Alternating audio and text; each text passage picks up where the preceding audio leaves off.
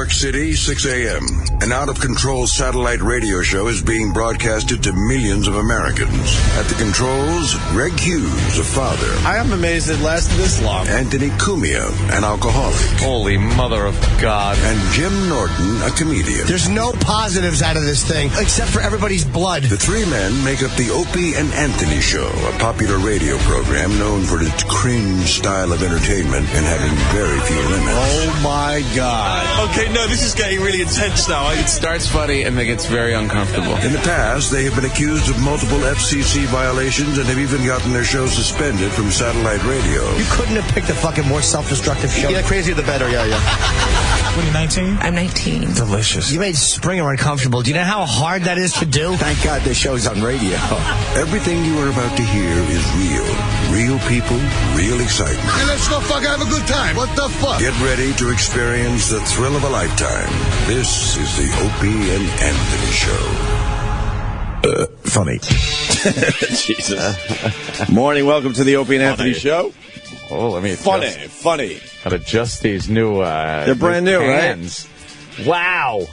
That's pretty good. Not mine? Really? Check. Oh. It sounds a little different. It does, right? Yeah. That's why I said I must have brand new headphones, because they sound different. Mars. But it's... In like 5 minutes, it won't matter. But right away, you're just kind of like, that's a little different. No, his mic sounds really bad. Does it? Yeah, it sounds very... tinny. Yeah, a little flat. It's a little flat. Little flat. I could definitely, notice that. That's punishment for taking off yesterday.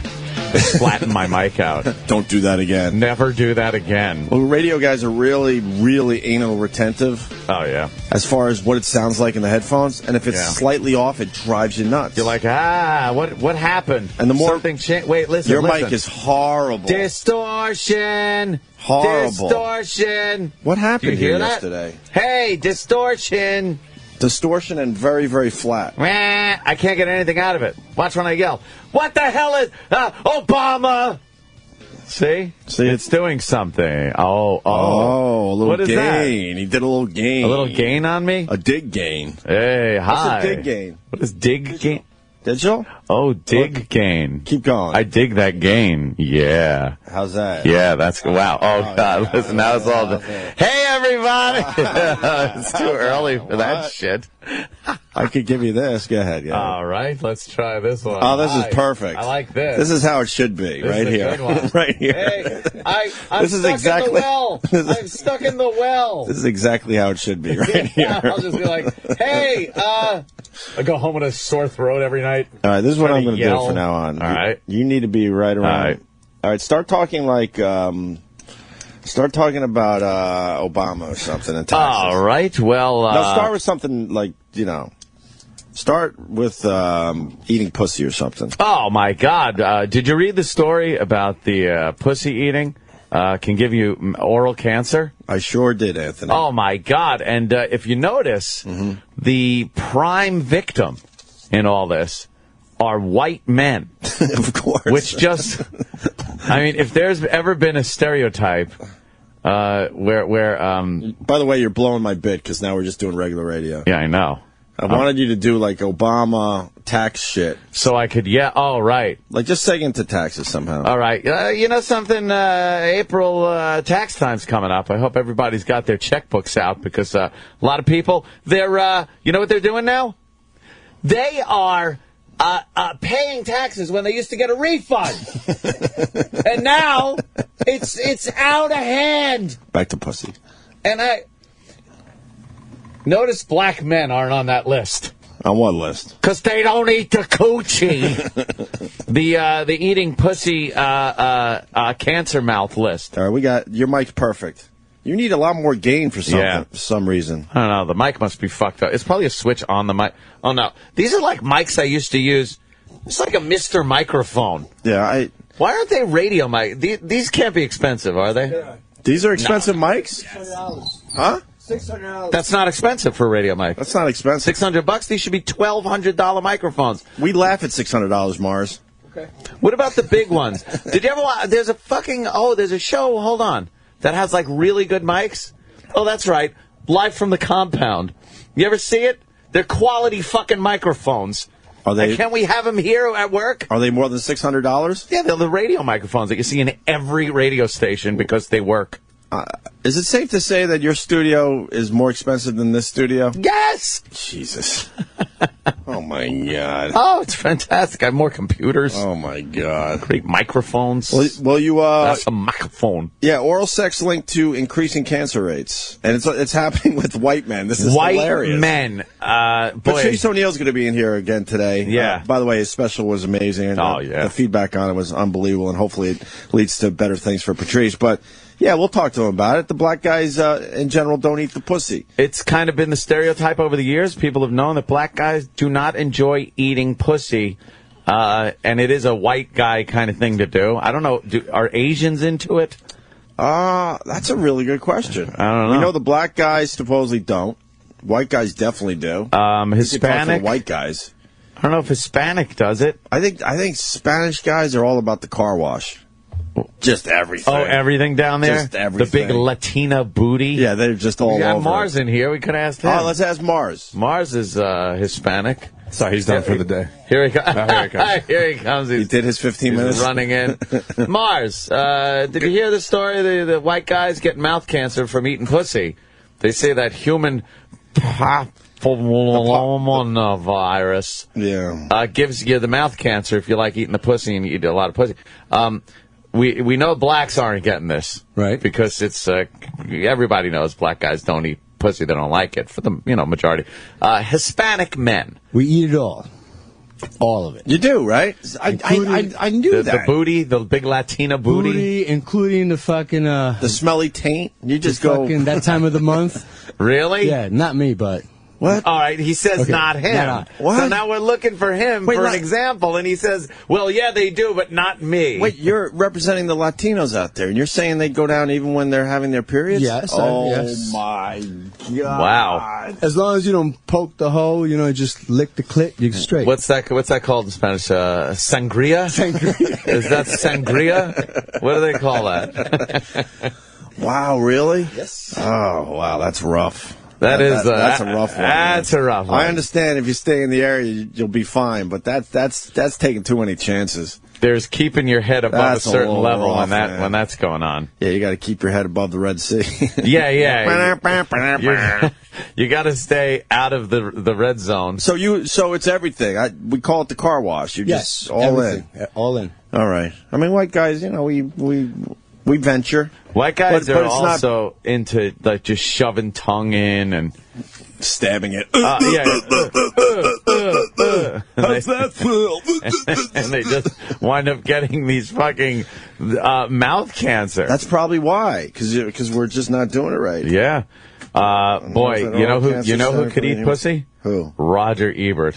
Oh, that motherfucker. Shit. Could he eat pussy in his day? I bet. Shit. The king of pussy eating, and now the king of no jaw. No. Oh, that's great. What are people going down on the chicks eating some Skol, Copenhagen, or Happy Days?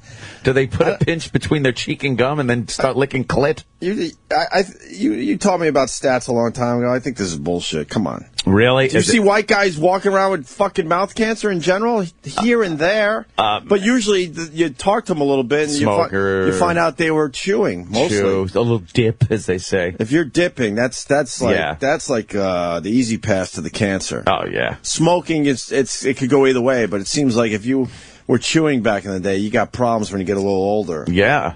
Tobacco use remains the leading cause of oral cancer. There it is. Okay. And then you're getting some cancer from eating the puss. Yeah.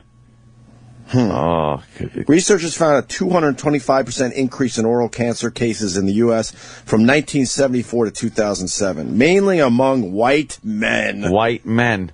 Now, that could have been like 5 white men had it from eating pussy. Mm-hmm. And then, 15 or 20 get it, and it's a huge increase, but in the scheme of things, it's not a lot of people. Do you know one person with mouth cancer in your circle? Circles? No, I got to say, knock wood. And all those white guys are eating pussy. Eating that pussy. So what's going on? I don't know. I would assume my uncles were eating some pussy in their day, and they all don't have the mouth cancer. They're getting up there. I don't know. Mine was, Italian, older Italian guys. Old in my Italian family. guys? Did the old Italian guys eat the pussy? Remember The Sopranos when Uncle June fucking went to eat the pussy? He was looked at. He said, "You keep this quiet." He didn't want everybody knowing he ate the pussy because it's a sign of weakness. But how is that weakness? But not this generation. It's calling you. Now Italians just dig in like, but the old school, like it's a gabagol. The old school Italians didn't? No, I didn't know that. I think they did, but they tried to hide it. Like they'd never fess up to it. Well, they didn't do it with their wife, but with their little side with their piece. guma. With their guma. You get your guma. And I think they were eating the guma's pussy. Yeah. And lick it up, like some fucking, like a gabagol, or like a fucking, gagadal. Calamar. Like some fresh calamar. Well, calamar is a little rough, though. Yeah, you don't want it to smell like calamar. You want to go down and find some calamar. It's a little chewy, and it's a little... it's a little gamey. A little gamey. A little fishy sometimes, like rubber bands. Yes. Yeah, you don't want that. No, you want it to bounce back nice. Not with a slight hesitation before it bounces back. You know what my conclusion is on this whole thing? What? Girls' pussies are just dirty fucking germ factories. Their vaginas are horrid little germ factories. Well, what's on their puss that is giving us fucking oral cancer? It's that fucking PVC. That plastic stuff. No, it's HPV. Human papilloma. Yeah, papilloma. Isn't that what they do, the running of the bulls? And the papilloma? The HPV. HPV, they get that, right? And then that increases their chance for getting cancer. Although I think every chick has that. But sometimes it goes rogue on them. It goes rogue. In general, it's dormant. Oh god, yeah. It's like it just hangs out there. Every once in a while, it peeks its head out or something. Yeah. It rears its ugly head. And that fucking thing goes on your tongue, and then you got mouth cancer. How does this work? But then you could get the virus in your mouth, I guess, and then it could linger and just do nothing. Right. Or it could, Next thing you know, you're Robert Ebert what's his name, with a fucking... Ebert. Yeah, Ebert with a snap-on jaw. Yeah. Roger Ebert. With a snap-on jaw. All right, we don't need to see fucking pictures of what could happen. Oh, God, I want to see that. Ow. Black guy. Oh, we do eat the pussy. We started late, though. Let's go to Corey in Atlanta. Corey. Hey, what's going on, guys? What's up? Hey, home. Hey, the black guys, we eat pussy, man. We just started a little bit later than you guys, man. It's around 95, 96 is when you finally... Is this a Black History moment? And then in 1995, African Americans started enjoying pussy. It was a great day. I have seen the clitoris. Right.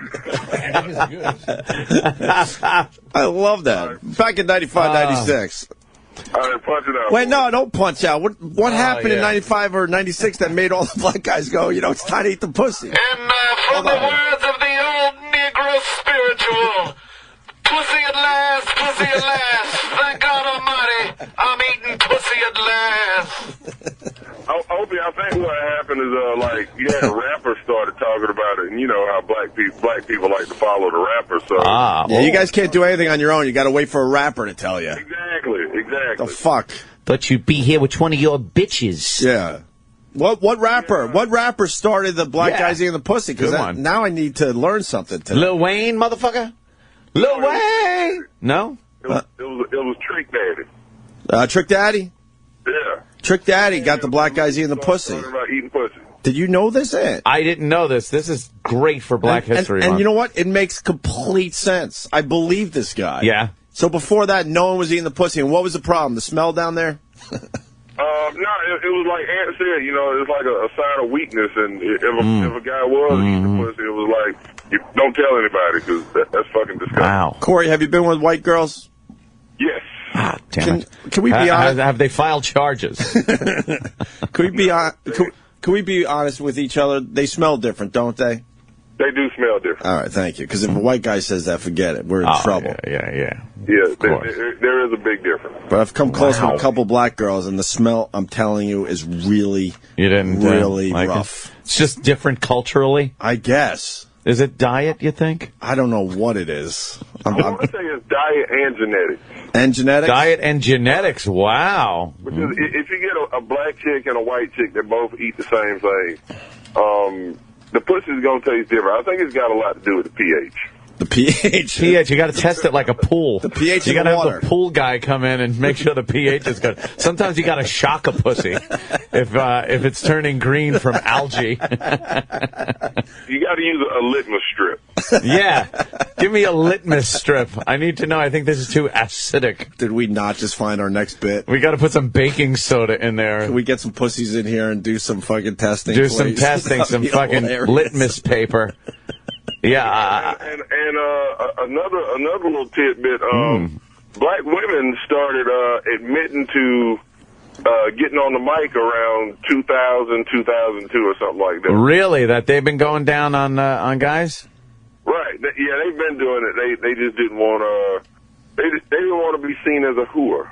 I ain't doing that. Right. I ain't no whore. Mm-hmm. Well, that's why the black guys found the big fat white girls, right? Yeah, because they love just sucking dick. Yeah. Hell yeah, they tried real hard. Imagine that, the black guy just laying back first time is with a big fat white chick, and he's just like, what the fuck is she doing? Yeah. Holy motherfucker. And she just starts sucking that dick. That was my initial lure for getting with a white chick, because, you know, it was known that all the white chicks love to suck the dick. Wow, and you wanted to have a little of that, huh? All right. Yeah, I really wanted that. Where do you find a good coal burner these days?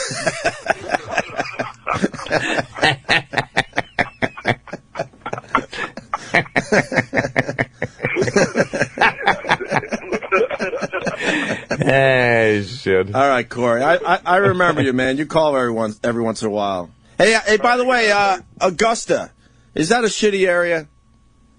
As far as what? Well, I'm going to go to the golf course. I'm golf. going to be doing a very white thing. I'm thinking of checking out the Masters this year, finally. Yeah, just stay around the golf course. As soon as you leave from around there. That's what I heard, because I'm trying to look at hotels, and they're all shitty hotels in the area. So they have this amazing golf course, and I guess it's in a really bad neighborhood. Do you know what Negroes can do to a golf course? And how far is it from downtown? Because I might have to go see my nephew. Uh-oh. From downtown Augusta, the golf course is probably maybe an hour. Okay, thank you. Look, I'm using this as a personal little thing, the radio show. If you want a hint of what you'll have to contend with, just watch some of the Libyan footage. All right, no kidding. And that'll be your drive. That's actually people trying to get into Augusta. Yeah, sometimes it's very good. We mixed up the tape. We're sorry about that. We'll get to the Libyan tape. Yeah. That was Augusta. Yeah, we want to start with the pussy eating, because that Libyan situation is just ugly. Yeah, that's somebody that's not going to go quietly. We wanted to start with something fun and happy, like pussy eating. Yes. Holy shit. Although it was pussy eating and cancer in the mouth, so not very happy, but at least, happier than the Libyan thing. Yeah. All right, Corey, thank you, brother. All right, thanks a lot, guys. Let's go to Rochester, because Brian does have a very good observation. Brian, go ahead. Rochester. First off, the Hispanics call it Montezuma's revenge. Wait, isn't that diarrhea? Yeah, we all know that is diarrhea. I'm not feeling that joke. You're laughing, trying to get us to laugh along, but I ain't feeling it. Anyway. Okay. Anywho, I think they do, since they banned smoking, more people get mouth cancer, and mostly white people do chew. Well, I like that you bring that up, because hillbillies, yeah. They're saying that oral cancer has gone up from 225% between the years 1974 and 2007. Those are some major smoking years. 1974 to 2007, yeah. But 2007 we were already starting to ban it everywhere. Yeah. So this is very confusing, because you would think if they started banning smoking, less people are smoking, so less people are getting mouth cancer. So why are these numbers increase drastically? And we'll smoking before 1974, forget it. Yep, everybody was smoking. Everybody. Man. Everyone. Fucking women were smoking as they were delivering babies. Pregnant, the doctor's smoking, pulling it out. Yeah. He's got one eye shut, the smoke is going into his eyes. They're like, push. You think Man, let me throw this up. You think we're joking, but let's get an old timer on. I'm telling you right now, yeah. you were allowed to smoke in the delivery room. In the airplanes, the smoking section in an airplane? Right. Really? Yeah, that makes sense. By the way, out there. hold on 2 seconds, sir, because I want to bring up the point that Mayor Bloomberg, I think today, is signing into law a whole new smoking thing. It's going to take effect, I think, in 90 days. The beaches and the parks and stuff? City parks, city beaches, the little walkway, like in Times Square, you know, that whole big open thing in Times Square where they closed the street and opened it up to public and put seats there. Yeah. No smoking in there. So he's really cracking down on this smoking thing. I think that's completely ridiculous. Full of trash? Crazy. You know, I think in our lifetime, you're going to see smoking pretty much illegal. Outlawed. Yeah. Yeah, unless you're just cowering in your own home, looking out the window like a paranoid crackhead. Well, they'll probably figure out how to ban it in your own house somehow. Yeah. I don't know. Yeah. All right, Brian. All right, thanks, guys. Thanks, brother. Brian. I give the info on the. I can give. People got a Gust info. That's fine. We'll do that another day. That's boring to the people. Can you really get? Yeah, man. We've talked about this. Roberto in Arkansas. We only learned this recently. Yes, Roberto, you could get an STD from oral sex. No, man. And you could get cancer from oral sex. We're learning. No, check it out, man. Point blank, white chicks taste like bologna. Black chicks taste like armpits. And Mexican chicks or Hispanic chicks, whatever the fuck you want to call them, taste like pico de gala. Hey, that's funny, fool. Come on. All right. We're going to ban the phones for 15 minutes. That's one man's opinion. Roberto. What about the Asian guys? That's the only reason we started going on the phones. Yeah. No Asians checking in? What's their protocol? Their pussy-eating protocol? It sounds like the Latinos are all in. Yeah. White guys in and sometimes all in, I would say. What's that Kama Sutra book? Shows any pussy eating, or is it all fucking in weird positions? Makes you fucking, and you look like hieroglyphics when you're doing it. I don't get it. Have you ever tried one of those weird positions? No, it's like any position you really got to study and then do it. It just looks uncomfortable. And it's really awkward when you have to jump out of bed with a fucking cramp in your leg and a boner. Yeah, because you twisted yourself into a pretzel. And all of a sudden your calf muscle goes and you're like, fuck. Is this satisfying? You're hopping around the bedroom with a fucking cramp and a boner. A cramp and a boner. That's embarrassing. As your boner goes away real quick because the cramp is just like on the top of your mind. So dumb. You ever try one of the moves that take a lot of physical strength, but you've heard about it and seen it on a porno or something, and you go to try it, and it's like, oh, this is good. Oh, I can't do this anymore. Yeah, I think oh, this is a good one. I think she's digging. I'm exhausted. I don't think you need more than 6 positions, probably, and that's maybe high. Thinking 1, 2, 3, at least 4 or 5, yeah. Yeah. Maybe throwing a 6 on one of those. You mix it up a little, like one of those long Saturday nights, like a special. Yeah.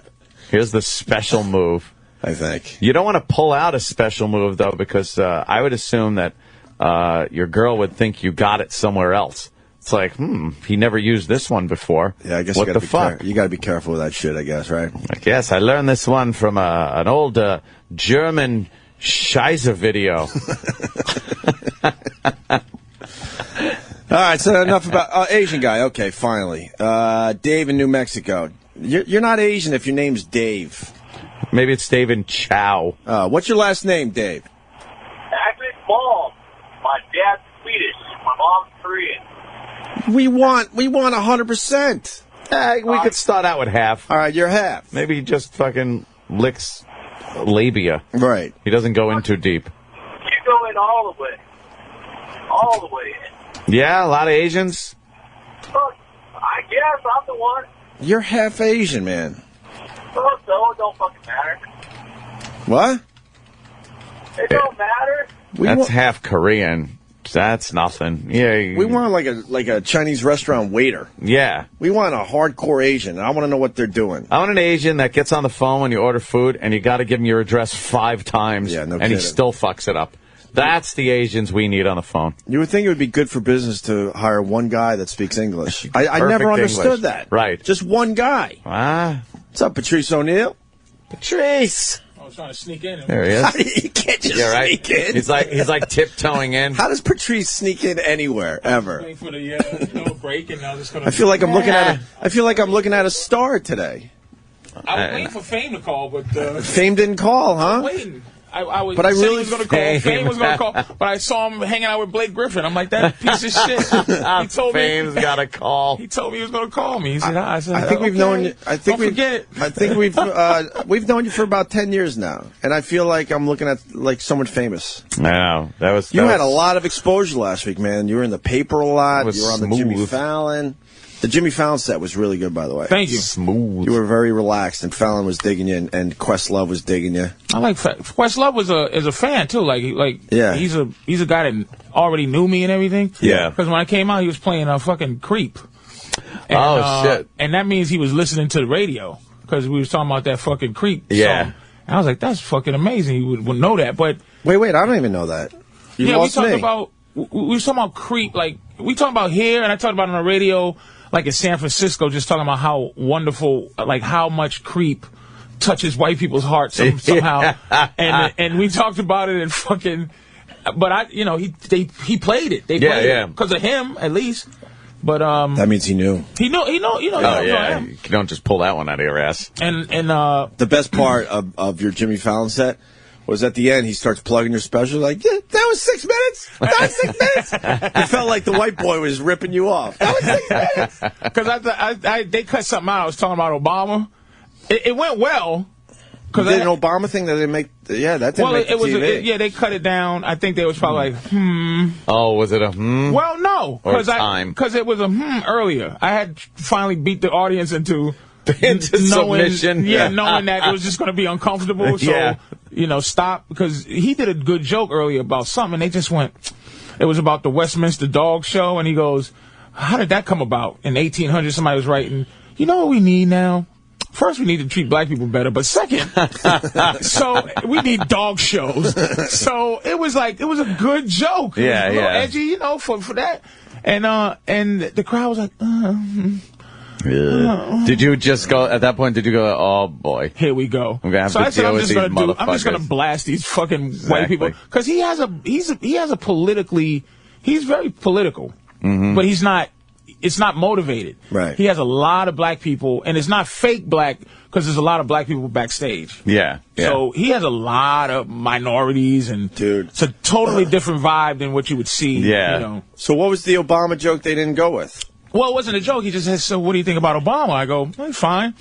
And he goes, you like his job he's doing? I said, listen, frankly, I don't believe in the idea of the president anymore.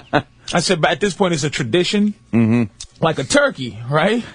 I said, if he was a boss, one day I would like to see a president go, I'm not going to live in the White House. I'm just going to stay in this condo in Connecticut. If he's the boss, like, fuck the White House. I'm not going to live where you want me to live. So I said, look at your show. I said, you're a boss. There's not a Conan shit. What if Conan left and you had to still have his shit? This is the Jimmy Fallon show. This is right. You rinsed Conan out of this motherfucker. You don't slip into somebody else's shit like that. You got to sleep in the presidential bed and watch all these other dead motherfuckers staring at you all day. You can't fucking repaint them shit. You can't. It's a tradition. You're actually allowed to redecorate and all that crap. Curtains? Not crazy though. Not crazy. Well, you can't knock a wall out. No. I was telling Ant before the show, it's worth watching. They're going to run it, I'm sure, a million times. They did our show on the White House, and why wouldn't you want to live there? Fuck that. They're at your beck and call, man. Yeah, but and if you all of a what? sudden decide you want to be a swimming guy, they put a swimming pool in for you in the back. All right. I mean, For one of the presidents, they gave him a putting green and an area where he could fucking hit some wedges. I mean, Michelle has her fucking. Obama got the basketball court, and there was a bowling alley put in. Bowling alley for somebody. Yeah. I mean, it is crazy. Well, I was telling Ant, and I was starting to get a little sleepy, so I'm not sure. Maybe someone could back me up. But supposedly, it's top secret how much money it costs to keep the White House running, and there's estimates that it's over $1 billion a year. In what? Well, that I don't know, because like I said, I was getting sleepy. Is that for his 4-year term $1 billion, or is that a year? It's top secret shit because you don't want the fucking public knowing how expensive it is to run that place. Yeah, to keep all the security. So they've estimated that it's over $1 billion, but I'm not sure of the time frame. It's not even that big. I would of a assume mansion. a year. Fucking Tori Spelling's father has a bigger house. Oh, fuck yeah, man. And I think those things cost $2 million a year to in a much better neighborhood. Right. But you got chefs, you got private functions. You got security alone is crazy. Security. I think they're also talking about the helicopters landing on the lawn. And Congressional Finance Service and General Government Appropriation Act of 2008 indicates that the yearly operating expense for the White House is $12 million. $12 million. So what the fuck are they saying? $114,000. That's a big fucking difference than what I saw last night. $35,000 a day to run a household. So you saying that now, right? No, $12 million a year. But I'm just saying. Hold on, because it's going to take time. If they can find it down the hall, History Channel last night. If you can find the clip, them talking about how much it costs to keep that White House running. Because now, I mean, $12 million and $1 billion. Obviously, that's ridiculous. I see what they're saying here. They're saying that according to the government's official documents, the White House spent $12.8 million to operate. But what constitutes operation of the White House, so they get into it, and there's all these other things that kind of roundaboutly get to, it's because of the White House, but not directly. Right. So at the end of all that stuff, that's when you get that number that Ope's talking about. There you go. Total cost of all White House elements for fiscal 08 was $1.5 billion. There, $1.5 billion. There you fucking go. And Danny, hold on, because total, go to that list, because that's, to the top of that. What does it say? Total cost of the White House for, read some of these things and how much they cost. Compensation of president, including an expense allowance of $50,000, $450,000. What he makes. All right, so that's his salary, whatever. Executive rent, resident operating is that $12,800. $12 million. Sorry, $12,814,000. Wait, find some of the good ones, Danny. That's the original one. Okay. U.S. Postal Service, White House branch. Wait, you missed the Vice President's downtown office, man. All right, keep going then. $15 million. And what is that? Downtown office. Why would it cost $15.5 million to run that in 1 year? And the White House office is $53 million. See, we have money. The president's unanticipated needs. $1 million. That's his unanticipated. We didn't anticipate that. Wait, and know what that means? Because I was watching the show, like all of a sudden Obama wants burgers. Right. So they try to make it look like one day Obama, I guess he did this, they showed it on this show last night, that one day he goes, I'm getting burgers. And they show him in the White House. Hey, who wants burgers? I'm going for burgers. I'm going for burgers. And they got an insider that doesn't work for anybody anymore. He's like, look. They like to think that all of a sudden Obama just wanted burgers, but all this shit is planned out way ahead of time. He's just not allowed to one day go, I want burgers. Yeah. And then they have to deal with the security and all that just so he can go down to the local burger joint and get some burgers for the White House for that photo op. You're not even getting down to the $200 million shit. Holy shit, Air Force One. Air Force One costs $200 million. Why? They're estimating. To park it? A year. Yeah, to fly it, to shine it up real nice. You ever see that plane dirty? Never. That helicopter has to be maintained pretty much daily after every flight. Oh, the helicopter. Yeah, the helicopter squadron. Did you hear about? You don't want the president going down on. Did you hear about? Why is that $271 fucking million? I watched. I'll tell you. Air Force One and the helicopters and all that, they regularly tear them apart and put them back together to make sure that there's no funny business going on. You could get 6 Puerto Ricans to do that shit. Right. But and pay them not even... They regularly take the whole fucking plane apart to make sure there's there's no bombs or whatever. Fair enough. A bad fucking part that someone said, well, if I put this bad part in, then this thing's going to fall out of the fucking sky. This is radio, but I have to explain that you agree with that price face. No, I don't agree whatsoever. My point on this whole thing is it's too much money. I watched this show last night. I'm like, you realize this country has money to fucking burn, but they continue to take money from the individual. I'm saying. Why wouldn't the president go, you know what? It's just see that and go, I'm going to stay in Chicago. Right. I got a nice house. Just send me a really great fucking security squad. Just get me on Skype. I'll do my shit on Skype. Yes. Skype. Why? This is what I'm saying. This is just traditional nonsense. It's nonsense. But it's expected to be in there. It's the same cost as Thanksgiving. And turkey, fucking pans, and when they start talking about how we all have to make sacrifices, they ain't knocking that $1.5 billion down. Nope. That's staying at $1.5 billion a year. What else was on that list, Danny? I saw the post office knocking that down. The White House has its own post office, and that's $700 and something thousand a year to maintain. Improvements at the James J. Rowley Training Center, $3.7 million. Well, that was a one-time Well, you thing, haven't. I guess. Here's what you. Give me the regular stuff that is year to year. Here's the problem we have here: protection of persons and facilities, $689 million. What? I thought you were going to go 1,000. No. What? That's it right there. Protection That's two of commas. persons and wow. Okay. So that's like Secret Service and all their weapons and training or whatever the fuck. That Camp David. That's a lot. Costs almost $8 million a year, and most presidents go there maybe 4 times a year tops. Yeah. And that thing's just sitting there. It's ridiculous. Yeah, man. This country has money to burn, and now they this just could be taking cut money back from our fucking pockets. You don't honestly think they could cut that fucking budget in half? It doesn't matter. It's fake money any fucking way. It's like, yeah, good point. You know, when they take charged the bill, when they take our taxes, that's not fake money. Yeah, but that's a reason that we're gonna pay it anyway. They taking taxes. Taxes ain't something that we're given for a reason. They just take it. They take because they owe money. Yeah, and like people don't. This is why the lack of fury in this country is what makes me tired. It's because this money it's just nothing. But no one's furious that taxes don't really exist like that. It's just that they're paying back somebody that prints money. Wow. So this money's fake. Dude, it's fake money, man. They did the math. Over $4 million a day, $4.3 million a day to run the White House, and everything kind of associated with that. And it doesn't. Wow. It doesn't. This show is really it's a great show on Anthony's channel there, the History Channel. I just happened to watch this last night, and I'm sitting there like, you got to be kidding me! They can't knock some of this shit down. Especially if we're in hard times, supposedly. Especially if the boss is getting $450,000 a year. It's the trickle down theory. It has to. Yeah. The chef is only getting 90. And you know when they have functions and stuff? I learned last night that in the old days, like presidents left the White House owing money.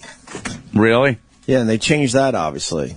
I don't have the figures in front of me, but I think Thomas Jefferson owed like $30,000 after he was done. Jefferson was saying was and $30,000 back then. That's got to be some 30 G's and fucking like oldie time money. They had to pay for some of their own shit if they want to have a party. Yeah, but that was back when they was trying to actually make the country this really wonderful fucking idea. Yeah. They weren't in there going like, by the way, all you people that I'm the president of, you got to pay for all my shit. Right. Because back then, people would be like, all right, revolt.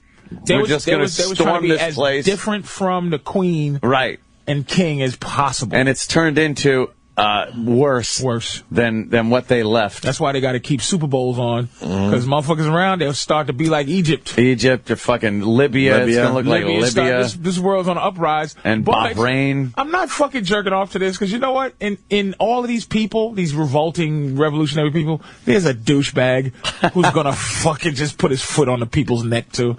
Of course. Fuck difference. You think it's going to be a wonderful place? Yeah. Me and Ann were talking last night on the phone, and yeah, we were saying, like, I feel sorry for the rest of the countries, following in Egypt's footsteps. That think it's going to be this great thing. Think it's going to be a cakewalk. Did you see the video that went around over the weekend with the fucking people marching toward the military? Did you see that in Libya? I think it was Bahrain. They thought it was going to be this. Bahrain? Yeah, Bahrain's Where like is freaking Bahrain? out. I don't even know. I'm not even going to make believe I know. It's there. Where, though? There. Between Egypt and fucking Libya? Yeah. Where is it, though? Where's that It's close. map? But, dude, they're marching toward the military, and it's like, all right, we got an Egypt situation. This is cool. And they think it's going to be like, yeah, let's go to the town square here, and we'll build toilets, and we'll get people with flags. Right. They were like, All of a sudden, it's like fire. Was that who they killed? That was the Bahrain people? So you saw the video, and all of a sudden you heard the gunfire. The cameraman says, "Fuck this!" And when he gets his composure back and turns it toward the people, you see fucking dead people on the road, and one guy with dress pants and fucking, and he's just doing the turning in circles, going. You're walking towards the fucking. A dictator's army. What the fuck do you think is going to happen? Well, because everyone saw the Egypt thing. They saw the thought, Egypt look, thing. This is kind of easy. We can do this. It's like, that's easy. And then you got the people showing their bloody hands. I got blood on my hands. You see the Egypt thing, and it's like, oh, this is great. You get out there, you don't leave, and then the leader goes, okay, I'm leaving. And you get somebody like Gaddafi, He's like, you know what? No, get the Air Force. I want fighter planes to bomb the protesters. And do you understand? People don't get this about America. And look at this is the thing. You travel. I love this country. Mm-hmm. It's in terms of living your life and just away from everything else. Yeah. And have equality. It's the best place you could be. But it does some really fucking horrible shit. And when you got guys like these dictators who will kill their people, those are the people we work with. We love a dictator who puts his foot on the people's neck and they pay him off. Why? Yeah. We haven't heard from Gaddafi in years. Yep. He was around when Reagan was around. In years we haven't heard, but we always hear about Armadillo Gilead, and we always hear about the guy from Colombia, not Colombia, from North Korea? No, not North Korea, but he's a motherfucker. But the guy, it's not Argentina, it's the... Venezuela? Venezuela. Yeah, that motherfucker.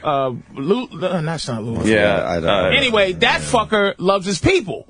He's trying to keep all the resources for himself, all the oil, all the fucking Chavez. So all the shit, they hate motherfuckers like that who love... They don't like dictators who love their people. So but here's the fucked up shit. With all these uprisings, America's going to be in deep shit because all this paperwork going to come out, this WikiLeaks shit. They're in cahoots with these countries, man. And that's why they keep them quiet, like, we fucked up. Because you can't account for the people rising up. Basically, a lot more people in the Middle East are going to, not like America. Not that we're... Once they find out how much they're going to hate us even more, is what I should say, because I don't think they're rah-rah about America in general. But hopefully they hear this somewhere in Bahrain. We ain't got nothing to do with it. The citizens don't know. America don't know this shit. Oh, we don't know the back. We don't know what the fuck's going on. No, why that leader was in there, what he's been fucking keeping his people down for. So, and what are they looking for? What are like all these protesters? What do they want? They want the Obama thing, which isn't happening. A sandwich? No, they want. I told Ann last night they want the Obama thing. That's not happening in this country. So many people thought their lives were going to drastically change when Obama went in office, and they're at this point realizing that's not an easy thing ever. He was here. He was perfect at the time because there wasn't a good white guy around. Yep. It was a perfect time because the country was feeling. I think they were feeling revolutionary because of George W. Yep. It was people getting mad at that motherfucker, and they put Obama in to just everybody went, my God, but the point is some Jesus-y shit. But the point, people really believed their lives were going to get not a little better, drastically better, and that's what's happening in Egypt and all these other places. They're convinced now in Egypt that their lives are going to be drastically different. It's not. Well, they got to vote a leader in. Yeah, their lives will get better, and then you fast forward maybe 20 years, maybe it gets significantly better. But in general, their lives aren't going to drastically change. It's not. Leaders are this is tradition. Mm-hmm. It's like people go, "Oh, is he a nice guy?" I on Fallon, I go, but they cut all that out. I go, it's a shame he has to be the president because he seems like a nice guy. Yeah, but it's just like being a car salesman. You could go, he's a nice guy, but what he does he's a car salesman, right? Wrong. His job is to do. Obama knows all the shit that we do, and he doesn't quit. So anybody that knows what we do to the world and has an idea and goes, I'm going to still do this job, knowing what the fuck we are and how we do, knowing that it costs $1 billion to live in this fucking house. I bet there's no out though. You ever think there's been a president that got elected, found out what's going on, and goes, I can't, in good conscience, do this. Kennedy, oops. Yeah, he quit. And then it's like, I quit. Really? All right. Why don't you just do that one last motorcade down there in Dallas, and you quit after that. And his brother was going to tell everybody why he quit. Yeah. So his brother had to be let go. He had to go. We have to let you go. Lincoln quit. Certainly suspicious, that's for sure. You know, I'm going to go to this play, and then I'm just going to announce that I'm done with the presidency of the United States. And you know what? I might blurt out some of this shit that went on during the Civil War, because some of the stuff, I'm not feeling too good about it. All right, Mr. President, here, we got your presidential box up here at Ford's Theater. It's a great, funny play. You sit and enjoy. He quit. Oh, really? He put his resignation papers in. They were wrapped up into a small bullet. It's in his head. Read this. I'm going to shoot you between the eyes. Read this shit. And JFK made a big speech. People forget that speech he made about secret societies.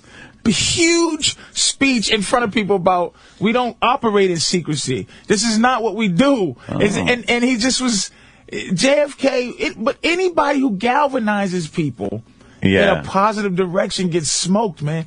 It just is, because this country cannot afford for people to have the veil uncovered, because you can't afford to have 350 million people running around trying to take over the country and revolt. You can't afford it. What do you think would happen in this country if, like, we all, like, rose up?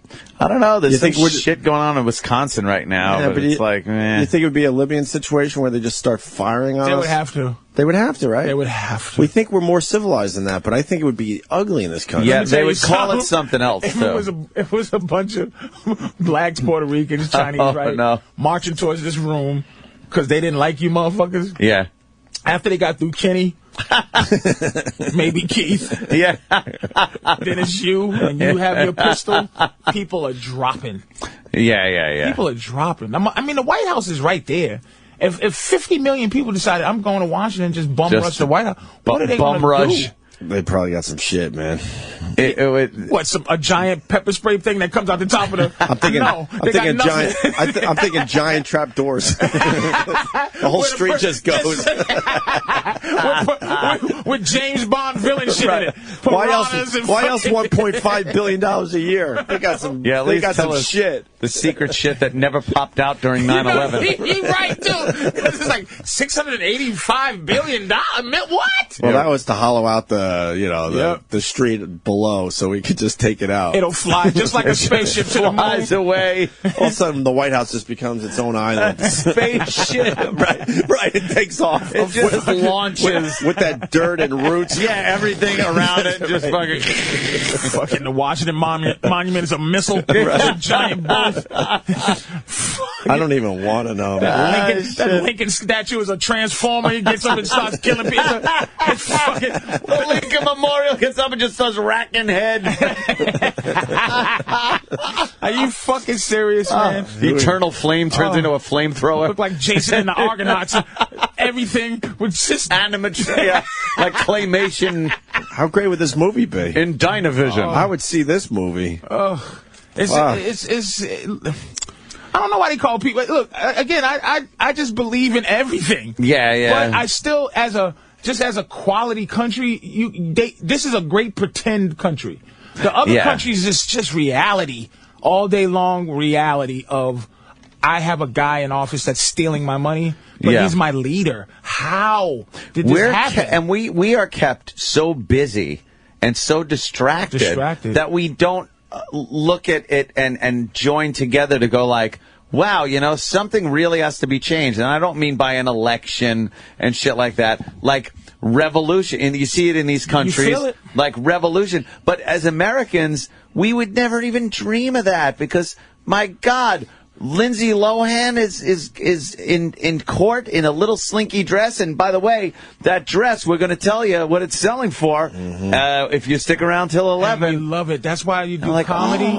You just go, I'm angry enough to like go on a show and like be comfortable enough to just fuck with the audience. Like where it's like, I fuck with the audience. So it's like but you go on and you understand how awful it is. It's just drones sitting there that don't care. That I still to this day I don't know why no one cares about birds falling out the sky. Like you look around and go, you just look around and you go, I just care. Can somebody help someone me? care? But I think we all care deep down. We know some shit's going on. We just don't want to deal with it. But just don't want to deal with it. Because we got the latest video game coming out. Fucking the Knicks the Knicks got Carmelo. The Knicks just got Carmelo Anthony. Come on, I could care less about birds falling out of the sky. Do you think these countries in the Middle East have the amount and depth of distractions that we have? Absolutely no. Well, that's why Gaddafi needs like an Entertainment Tonight to be on that TV. He needs an ET on public on his government-run television. He needs like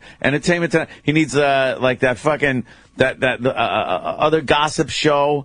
He needs all that shit. He needs video games. You should get Joan Rivers over there pronto. Man. Yeah, reality shows. Something. Some distractions. They need distractions. Because he's going down. I think Gaddafi's gonna lose. I do too. Yeah. And you were saying before the show, his son is an evil mother. His son, when you start yelling, "There will be blood in the streets," those leaders that are into that blood running through the streets thing, it's going to be dangerous. Yeah, well, you can't get them out. Another issue that America, I think, has that maybe Egypt didn't have is that it was a confusion between the cops and the military. Some of the military and the police were like, "How can I shoot my people?" Yeah. It's an us and them thing in this country. Everything is a us and them. Racial fucking power. It's like, what they sell at Brookstone now, and it's easy to get. The camera is no bigger than the top of this. Oh, this yeah. bottle. A top. It's a pen. It's a pen, and it's another one that's just. Yeah, but it's a pen. And there's spies. This to have you spy on your neighbor, to have they separate us so well, and it's like, look at, you're the head. We're gonna give you, okay? You got to pay. We talk about the fees, the condo fees. It's like, hey, Hope, we're gonna let you off. You don't have to pay condo fees if you keep your foot on your neighbor's neck. If you get in there and get that money, fuck yeah, I would love that. You get in there and then now you're Gaddafi's son. It's just, I'll fucking take that deal. It's just so much stuff to keep us from being dedicated to each other. But that's what makes you tired, is that you just don't see any anger, and they're good at keeping it down. It's just, I don't know how we move on to the next thing. Yeah. Like there's one, like is there a thing? Okay, we just don't. Is there a thing in your life that you go, that bothers you so much in terms of what's going on in the world, and you go, let's not move on from that until I'm completely quenched of this. Yeah, but it goes away. It moves on. You forget about these things, and the distractions that are thrown at us keep us from uniting. They keep us from having a dialogue with each other that doesn't involve Lindsay Lohan or the golden throat fucking homeless guy or the fucking Ted. That was a debacle of taking away our fucking concentration, because that fucker he went right back into being. We saw that coming a mile away. We said it the first day. If you pull tape of us on day one when that story broke, we said, this motherfucker, they're making it sound like this poor homeless guy got an opportunity, when meanwhile homeless guys are crazy. Like, there are some homeless people that are like homeless and like, oh, I don't know what happened. I had a job at the office. I was laid off. I couldn't find any money. Now me and my family are out on the street. That's like one, that's point. Who is that guy again? That's like, bro, I'm out on the street. I don't know how that happened. Me, my wife, my child, now I have to live in a shelter. Just normal homeless guy. Normal homeless. Yes. Like something happened, and he's still trying to get back his house, but he can't. And then there's the other 99.9% of the homeless that are stark raving fucking lunatics. They are mentally damaged. They are defective mentally, and that's why they live on the streets. Either they're alcoholics, drug addicts, or fucking paranoid schizophrenics. They can't fit into society. That's where this guy fit in. But they're painting. They grabbed him. They threw a suit on him. They shaved him. They got him to do Kraft macaroni and cheese commercials. And then he just went right back to doing what he was doing. And they all knew.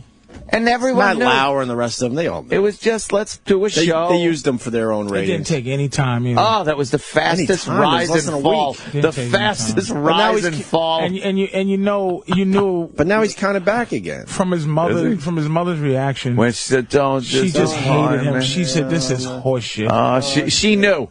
She knew. Oh, he's like, oh, mommy, oh, mommy, oh, mommy. And she's like, she was cold as fuck, wasn't she? Don't disappoint me again. That's what she said. Don't disappoint me again. She had it, man. She'd been disappointed by this motherfucker so many times. Stealing his shit. Of course. Stealing her fucking brooch that her great-great-grandmother sold it for. that shit was going on. Sold it for a fucking sandwich.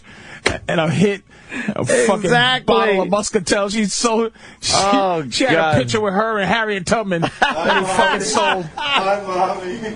Hi, Mommy. Hi, Mommy. Hi, Mommy. I love you, Mommy.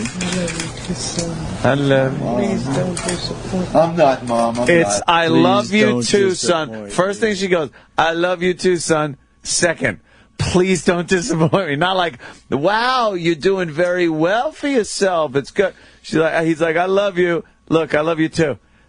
She might as well have said, yeah, I love you too. By the way, public people, he's going to fuck this up so bad in record time. But did you see the tape of her before the reunion?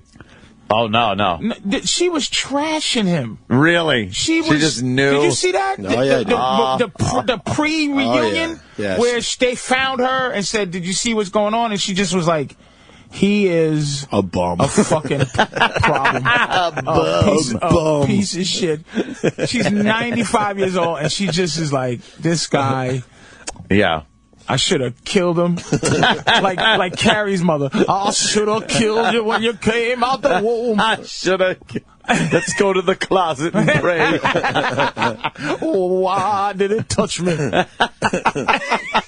All right, we're just getting started. Of course, we got Patrice O'Neal. I want to talk about the special when we get back. That's funny shit, man. I'm a little mad because it was on during the fucking slam dunk contest. I'm going to tell you something. All right, we'll talk about that. Shit. That slam dunk contest, that horse manure. No, but we'll talk about it. I mean, we'll talk about that and other things after the break. Stay there. The Opie and Anthony Show. The Opie and Anthony Show, damn it. On the Virus, Sirius XM. The official radio show of the coming apocalypse. Ron and Fez, next at 11 a.m. Eastern on the Virus. It's a poster of a McDonald's breakfast. Now, don't you feel embarrassed, Fez, that you thought was going to be bad? It's a giant egg breakfast to mock me with. It is bad, Ron. Listen at your own risk. I've turned heel on starving orphans today.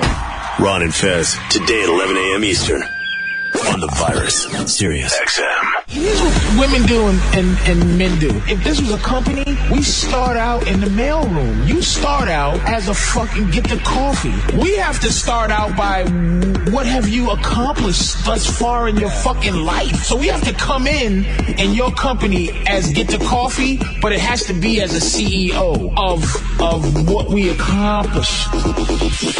Pull your pants down, then I'll tell you what kind of car I drive. After you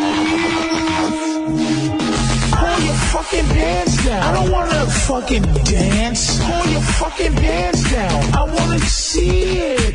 Pull your fucking pants down. Pussy's not all I want, unless that's all you got. Pull your fucking pants down. I don't want to take you out to this expensive restaurant. Fucking pants down. Prove I can pay for it. Pull your fucking pants down. Prove I got a nice car. Pull your fucking pants down. Prove I got an education. Pull your fucking pants down. To see your cooch. Pants down.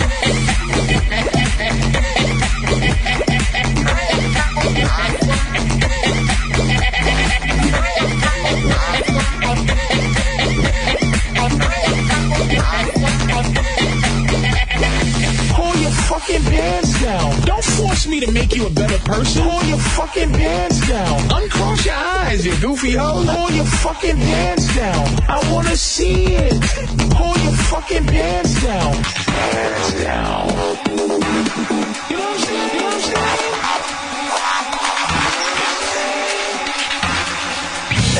And now, the Opie and Anthony Show on the Virus, Sirius XM. We're hanging with Big Mama Prods today. Patrice O'Neal had his Comedy Central special over the weekend, and I'll tell you from my Twitter, people were really, really digging it. Really digging it. Bam, bam. Does that make you happy? Yeah, I mean, I was happy out here. But Fame hasn't called yet. We were talking about that last week. You're just hoping that Fame calls now. Yeah. But see, in a lot of people's minds, that's Fame. That you have a Comedy Central special. Yeah, but there's levels of that. Yeah, not to... You're hoping for Fame to call. Yeah. We're just looking at your phone all weekend. But yesterday was President's Day. A lot of people took Monday off. So today's the day that Fame should call. You probably wouldn't know Fame called till probably a year from now, 2 years.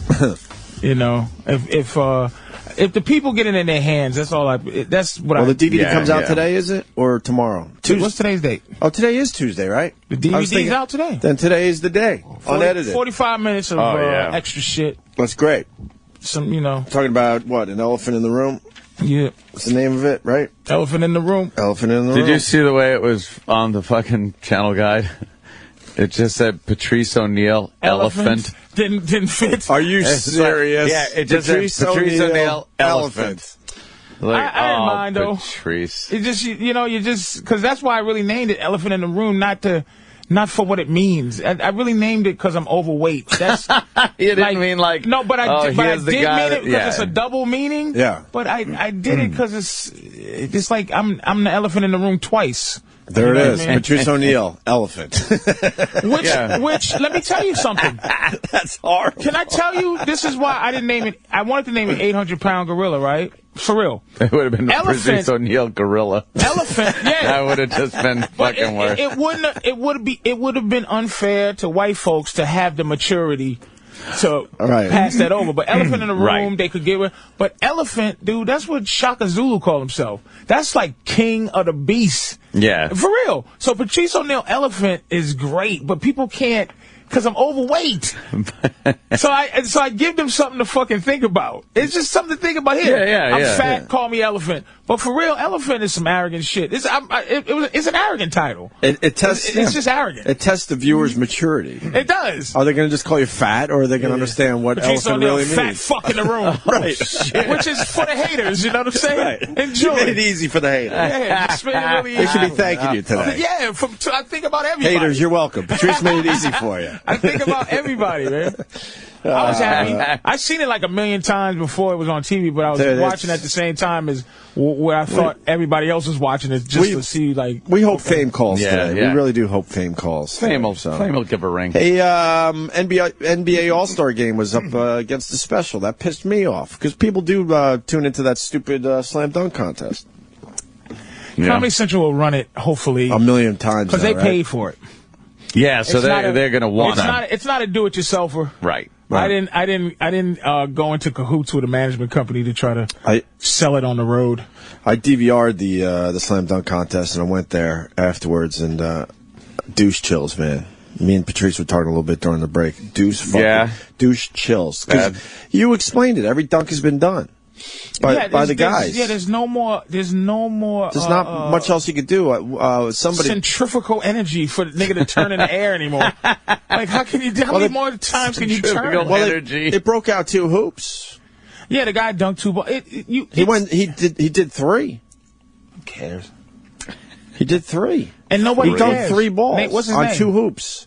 His name, wow. Exactly. I swear to God, I have no fucking idea. His name is fucking Jim. Jim, the giant nigga who can fucking dunk 3 balls. No one cares. The top player. Here's the difference. Here's the difference between the dunk contest then and now. Ready? I'll give you the first name. Name the last name of the guy. One of the guys. Serge. Exactly. Serge Ibaka. And what did he do? Yeah, what did he do? He's the 4th best player on his team. 4th best. DeMar DeRozan. Big drop off. He might be the 1st now, but he was the 3rd because everybody left. But Toronto. I'm not a huge NBA fan these days, so I'm not a good. Look at this shit. He missed that. See that dunk he just made? Yeah. He missed that 7 times. Yeah, I know. That's really? what I hate. They have 2 minutes to complete the dunk. This dunk right here, it would have been nice if he made it the first time, but he's still standing there like... Why they allow these guys... I guess because they want them to do really difficult dunks. Because they need highlights. Yeah, they need, here's him missing. But we talked about this. I hate to use the term jump the shark because it's overused, but I think the slam dunk contest really jumped the shark this year because they brought out that little kid. The little kid from America's Got Talent, if you remember. All of a sudden, they're just kind of hanging out. All of a sudden, like, Mister. Oh, I can't find my toy. Can you get... Oh, there it is. Can you get it for me? There must have been a creative meeting. How the fuck did that shit get up Danny, there? if you can find it, because it is so uncomfortable. So the thing is, the little kid comes out, he loses his toy, and oh, wow, the toy's on the rim. Not the miss. So then the fucking guy, another guy, I don't know his name, The dunk is going to be he's going to dunk the ball, and then he's also going to grab the toy with his teeth. Wow, that's crazy. The problem is he didn't do it correctly the first time, and the toy falls to the ground because he missed the dunk, I think. Yeah. So now they had to awkwardly put. They awkwardly had to put. Here it is. You lost? Here it is. It's a little Asian kid with a mohawk. What's wrong? Oh no, my toy's stuck in the hoop. I don't know. All right, let's ask the man who could possibly do something. Oh no. And he just happens to be sitting there. Get it? Oh, what that? I ain't doing anything for your Asian ass. Why don't you get your mama-san to get your toy, bitch? 5 seconds. Stand over here, little man. I wonder where your parents are. I turned from this. It got me so disgusted in my stomach. This is so bad. It's uncomfortable. You are.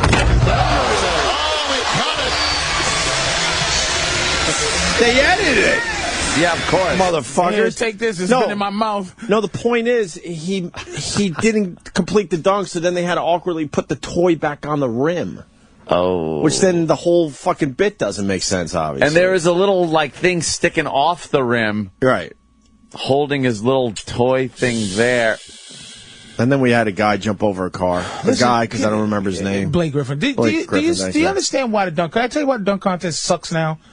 The great dunk contest was Jordan, Dominique, Larry Nance, fucking Terrence Stansberry. All the great dunkers were in the fucking dunk Spud Webb. contest. Now it's the third guy because LeBron don't want to be in it. Right.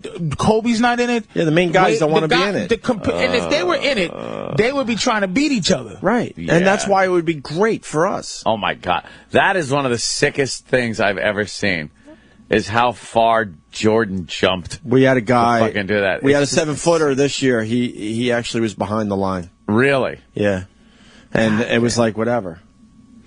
Like no one's talking about it. No one cares. No one cares. No. Exactly. Remember when Spud Webb won the fucking dunk contest? He's 5'2" or whatever the fuck. He's 5'6" or something. I'd have been pissed at one time in my life if a special came. I would have said to God, you can't never give me a break, right? You put my special on against it. But I really was like, I don't give a shit because the dunk contest stinks. Yeah. Did you see the video of Spud Webb? He's now some kind of assistant coach and some who gives a fuck. Assistant to the assistant manager at the movie theater. And they were making fun of him. They had a video rolling, like you won the slam dunk contest, now you're an old man. I guess he's like 45 or something. Correct. And he had a suit on. He said, oh, really? Because he's 5'6". And if you could find the clip, he showed these guys, like, really? Give me the fucking ball. He could still dunk at 45, at 5'6". He was a phenom. That's pretty impressive. Greatest dunk contest. Well, no. Vince Carter, but then Spud is right after him to me. Vince Carter was devastating. Yeah, but Spud Webb is such... I know. He has no height, and it wasn't that he just... Here it is. Yeah. Let's show us this. Let's show us this. Shot. Yes, sir. I'm on top with the jab step. Let me see the jab. Oh. Yeah, they're fucking doing warm-ups, and you got Spud Webb on the sideline with the real coach. Oh. That's what I'm talking about. Yeah, you saw that, Spud. You like that? What you got, 360? Oh, what you got? Look at that short little motherfucker. And he got a gut now, too. He's got a gut and a suit. And the guy dunked and he went to Spud Webb. He's trash talking him. No, don't do that. Don't do that. Oh, you don't have to. Obviously, they set up this video a little bit. Yeah, because the acting is horrendous. Yeah, the acting is horrendous. Yeah, really bad. Oh, don't do that. No, he's going to sign it for me. I appreciate that. But he's an old guy, like Patrice said, with a little fucking belly now. It was impressive when he was in shape that he could dunk. Something else. Jesus. He's No. You think that was in an edit? No. Wait, stop. He was on a trampoline or something. Oh, shit. No. Look, the floor. Look at it. All right, hold on. I've seen this video a million times. No. Are you serious? Dude, watch this. Oh, fuck, I'm embarrassed. Because I'm like, how the fuck is he still dunking at this age in a suit with a fucking... slow and fat he's moving and how he goes in the air. Watch. I'm embarrassed. Watch. Let's Please be no trampoline. Watch. I will not live this They're not one going to down. show. What dunk have you seen? No feet. Please. Something else. Oh, dude, he totally stepped. It's either a trampoline or there's a step there. There's something that he steps onto. You see him stop. Danny, help me out. Look, watch. Help me out, right Danny. there, he's up.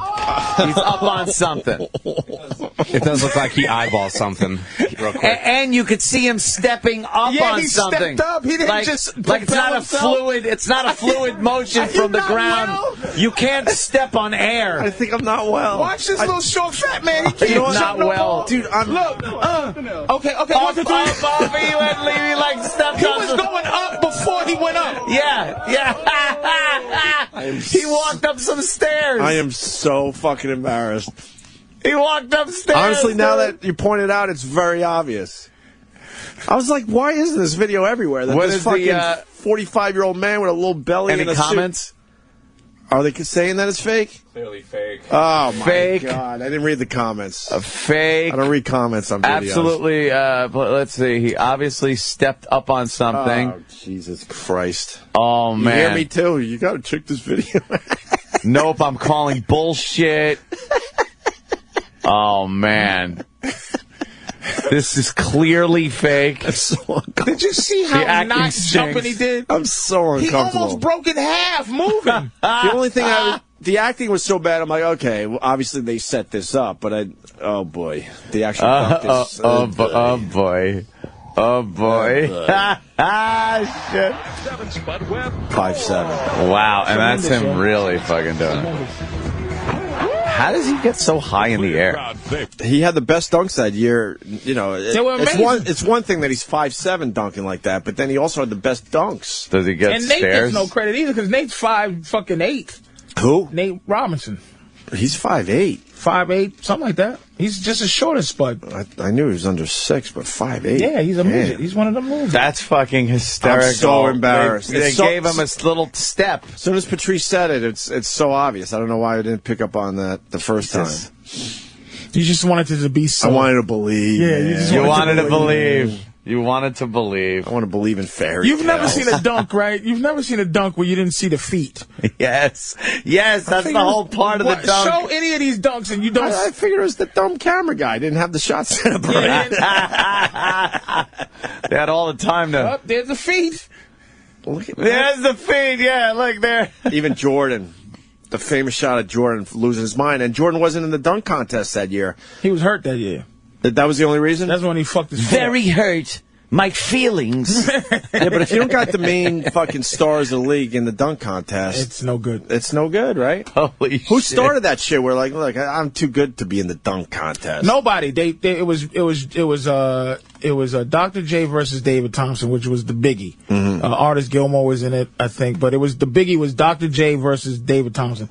Then they just stopped it. They stopped the dunk contest and they brought it back in '84, I think, with Larry Nance, Dr. J. I don't think Jordan was in it. He might have been in it, but I think Jordan did it in the beginning. Dominique. That's when they brought it back, and they should just take a break now because right now the 3-point contest is more. People like it more because it's just a skill you can't fake. Right. It's You either have it or you simplicity. don't. Right. Because this other thing they're doing, they're just trying too hard. It's the guard skill challenge, which bores you to tears. Of course. It's like an obstacle course, and on the It's the basketball court. fucking. It's Also, the Chicago. Throw the ball through this hole, take a jump shot here, then zig and zag dribbling. What is that It's about? No one cares. It was so dumb to watch. Nobody gives a shit. Right. And then it's the other thing where they got the girl. I didn't get the that. old guy and the present guy. Right. Of a town. So Chicago would be, the girl that plays for the Chicago girl team. I love that. That's how much we care. The Chicago girl team. Then it'll be the best Chicago guy that plays now and a Chicago guy that played back in the day. And they got to make one from And they half got to court. make fucking shots. It's just stinks. And they should just stop. But the All-Star game stinks too because it's just not. It's not the pageantry. No one cares. It was 100. Yeah, it really is. No one It cares. was something like 147 to 143 this year. Yeah, because no one plays no defense. They just like. Because Yeah, you know they why? It's the ethic. This is why I don't like basketball. I used to be a basketball fan. Here's what I would do. I would follow a guy from high school. Let's say Kenny Anderson. Okay, Kenny Anderson was who was probably one of the, probably in the top 10 all-time high school players in terms of lore. And what happened is, guys like that, I would follow him through his college career and then to the pros. So 7 years into the pros, if he sucked, I would finally go, oh my God, he sucks. But Yeah. I would be following him up to that point. Right. But here's why basketball is good. It used to be good. When you was a kid and you watched Barkley, Jordan, Dominique, Kevin McHale, Larry Bird, Magic Johnson, and then Moses Malone, right, play. You wasn't a high school kid and watched Moses Malone and went, I'm coming out of high school.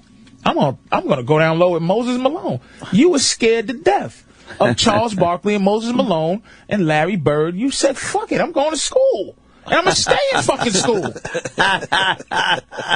You come out after 4 years of playing, you earn some lore, you earn some pedigree, and then people go, I want to see how he's going to be in the pro.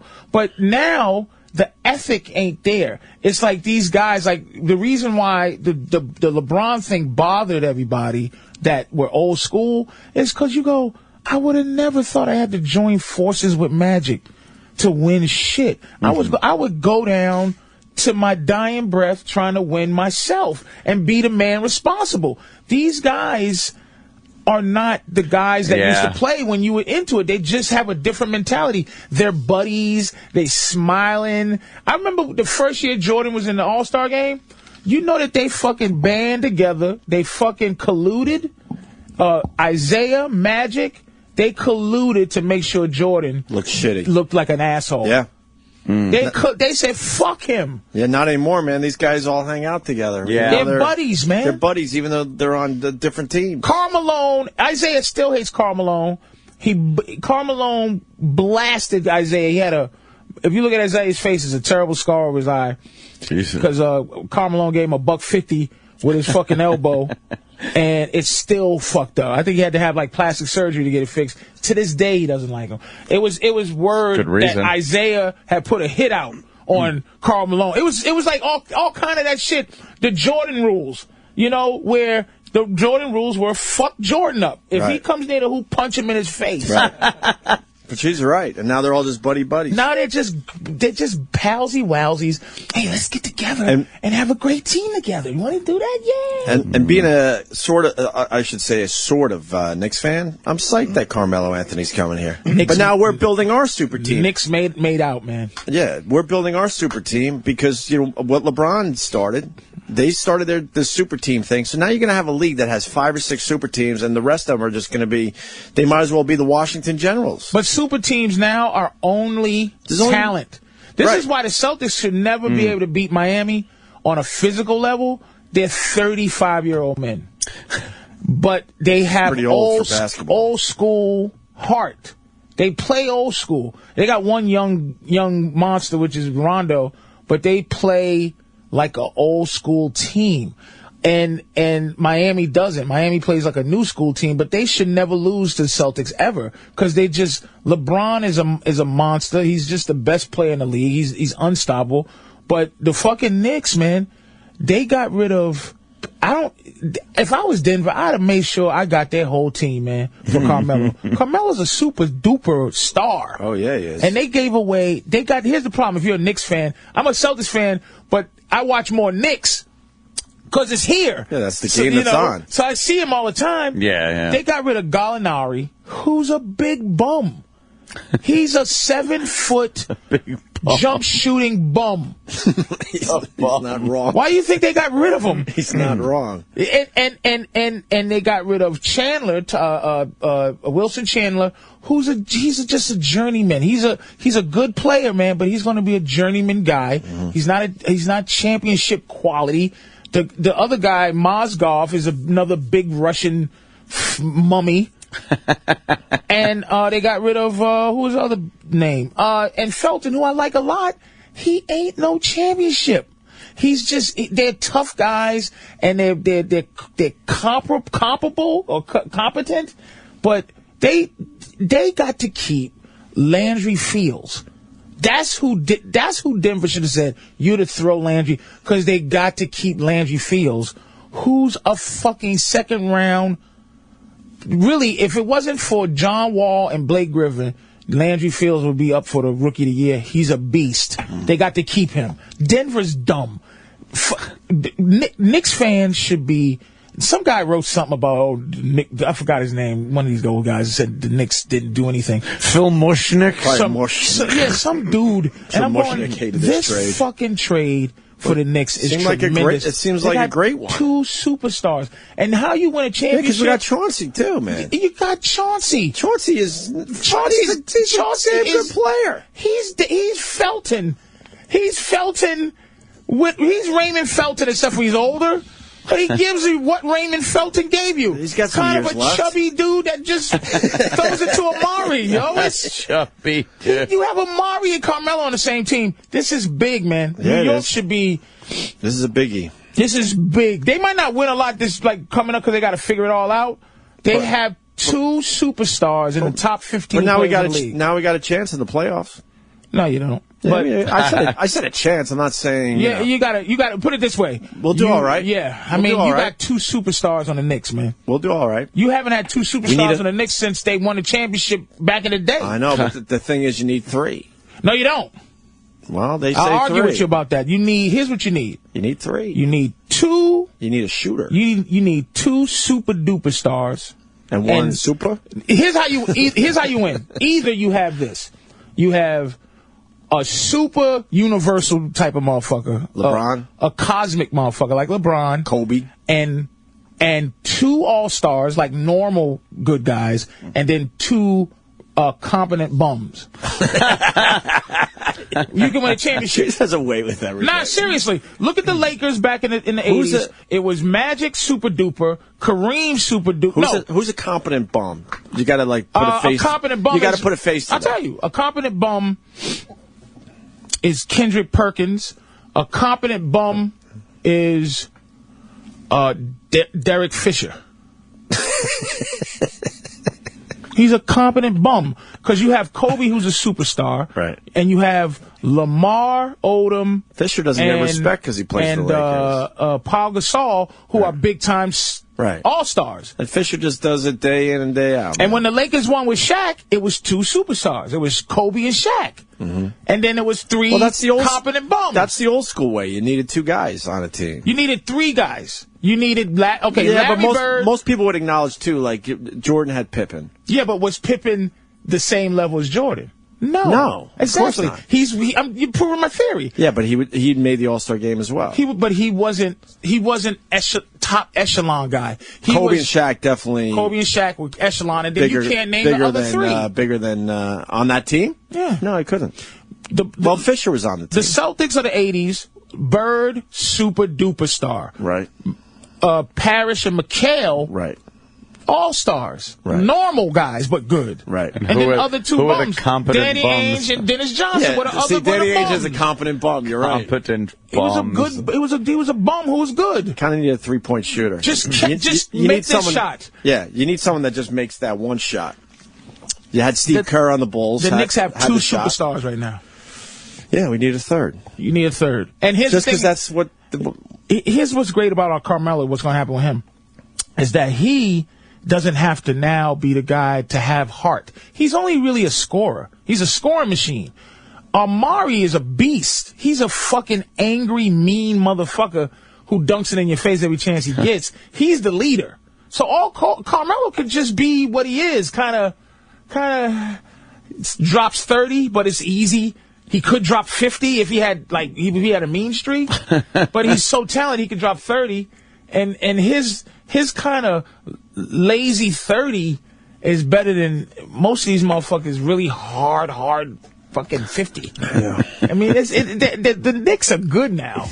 It's a big deal. I can't wait to watch them tomorrow. They're going to be there playing tomorrow. And while we're talking about sports here, Anthony's team's getting a little shit today. Fucking Hank Steinbrenner. Yeah, saying that the guy's getting a little fat.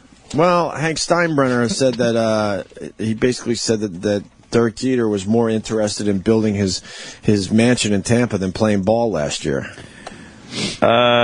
They have a problem with Jeter just because the negotiations were so rough. And Jeter, his mansion. It's their fault, by the way. Jeter's mansion is complete. Mm-hmm. It's on the front page of the papers today. Their fault. It's their fault. It's fucking. First of all, treat them really for these scumbags to badmouth Jeter in any way, the guy's been the fucking heart of the team. When people when people go, he's been pretty free of scandal. He's been like the face of, hey, look at this is what the Yankees are about. This guy, and then he wants some money. They lowball him.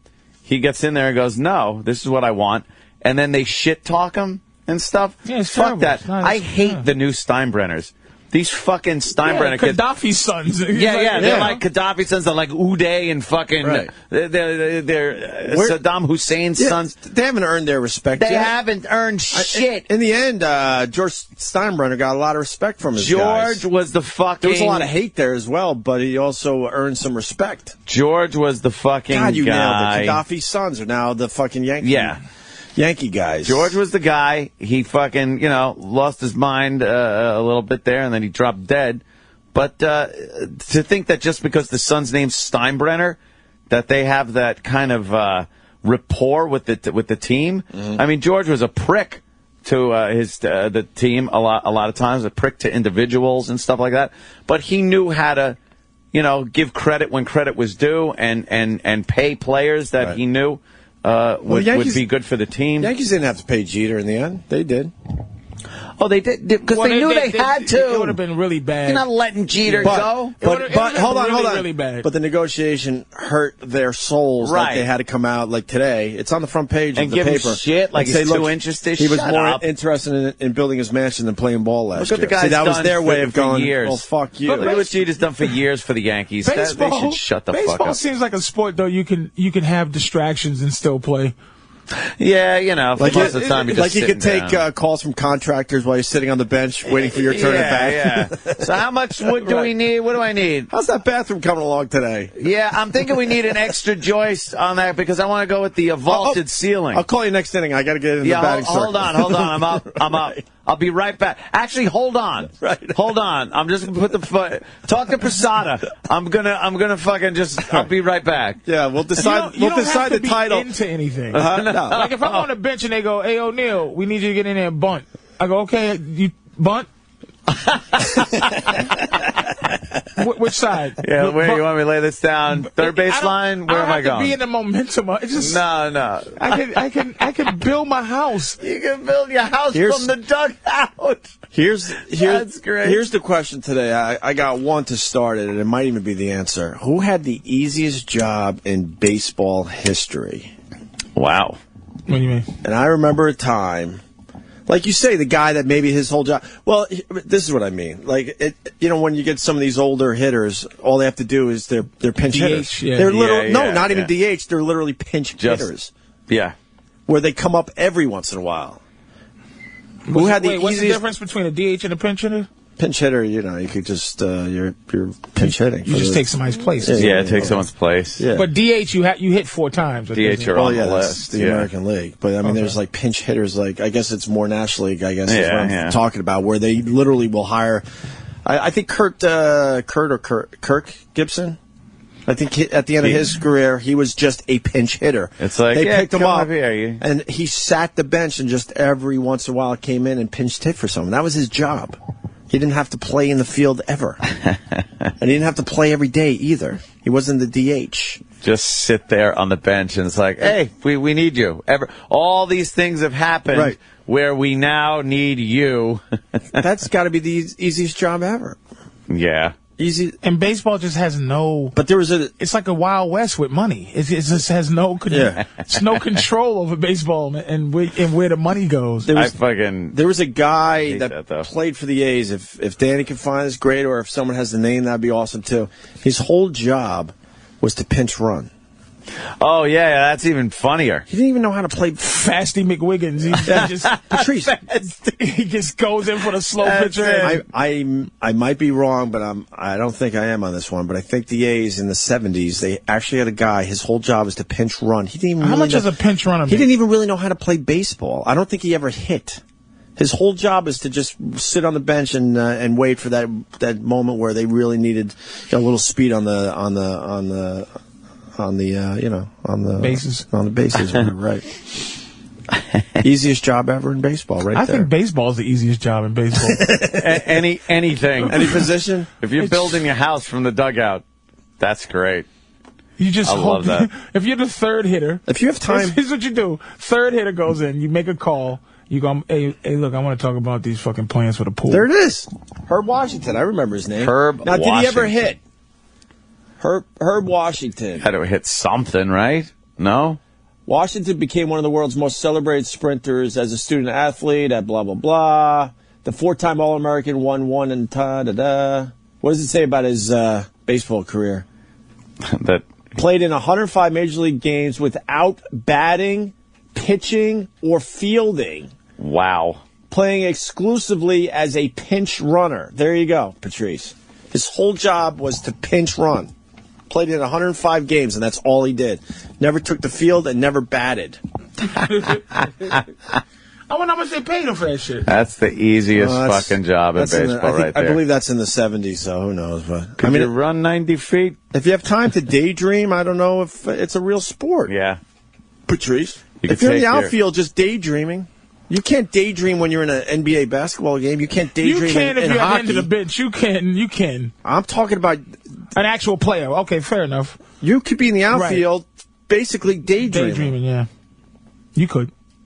Somebody probably disagree. I got a couple of really big time baseball fans, and they would argue, and they whole just hate that I hate that. baseball.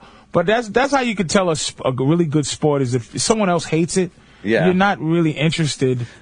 Like, you don't give a shit. No one can convince you football sucks. No. Like, you go, if you say football sucks, you're dumb. But fucking baseball to me is just shockingly boring. I can't get into it. And you got Kevin from Connecticut. It's kind of brilliant, Kevin. Opie, the easiest job in baseball was the second string third baseman for the Orioles between 1982 and 1998. Oh. That's a fucking brilliant little instant feedback right there. Of course, that was Cal Ripken's fucking streak. Yeah. Very good. All right, whatever. Does this mean anything to anyone? Who knows? Yeah, sports. We did our sports talk. Well, it's two big stories, though. Carmelo Anthony coming to the Knicks is huge because officially the Knicks are building the second super team in the league. Yeah. Officially.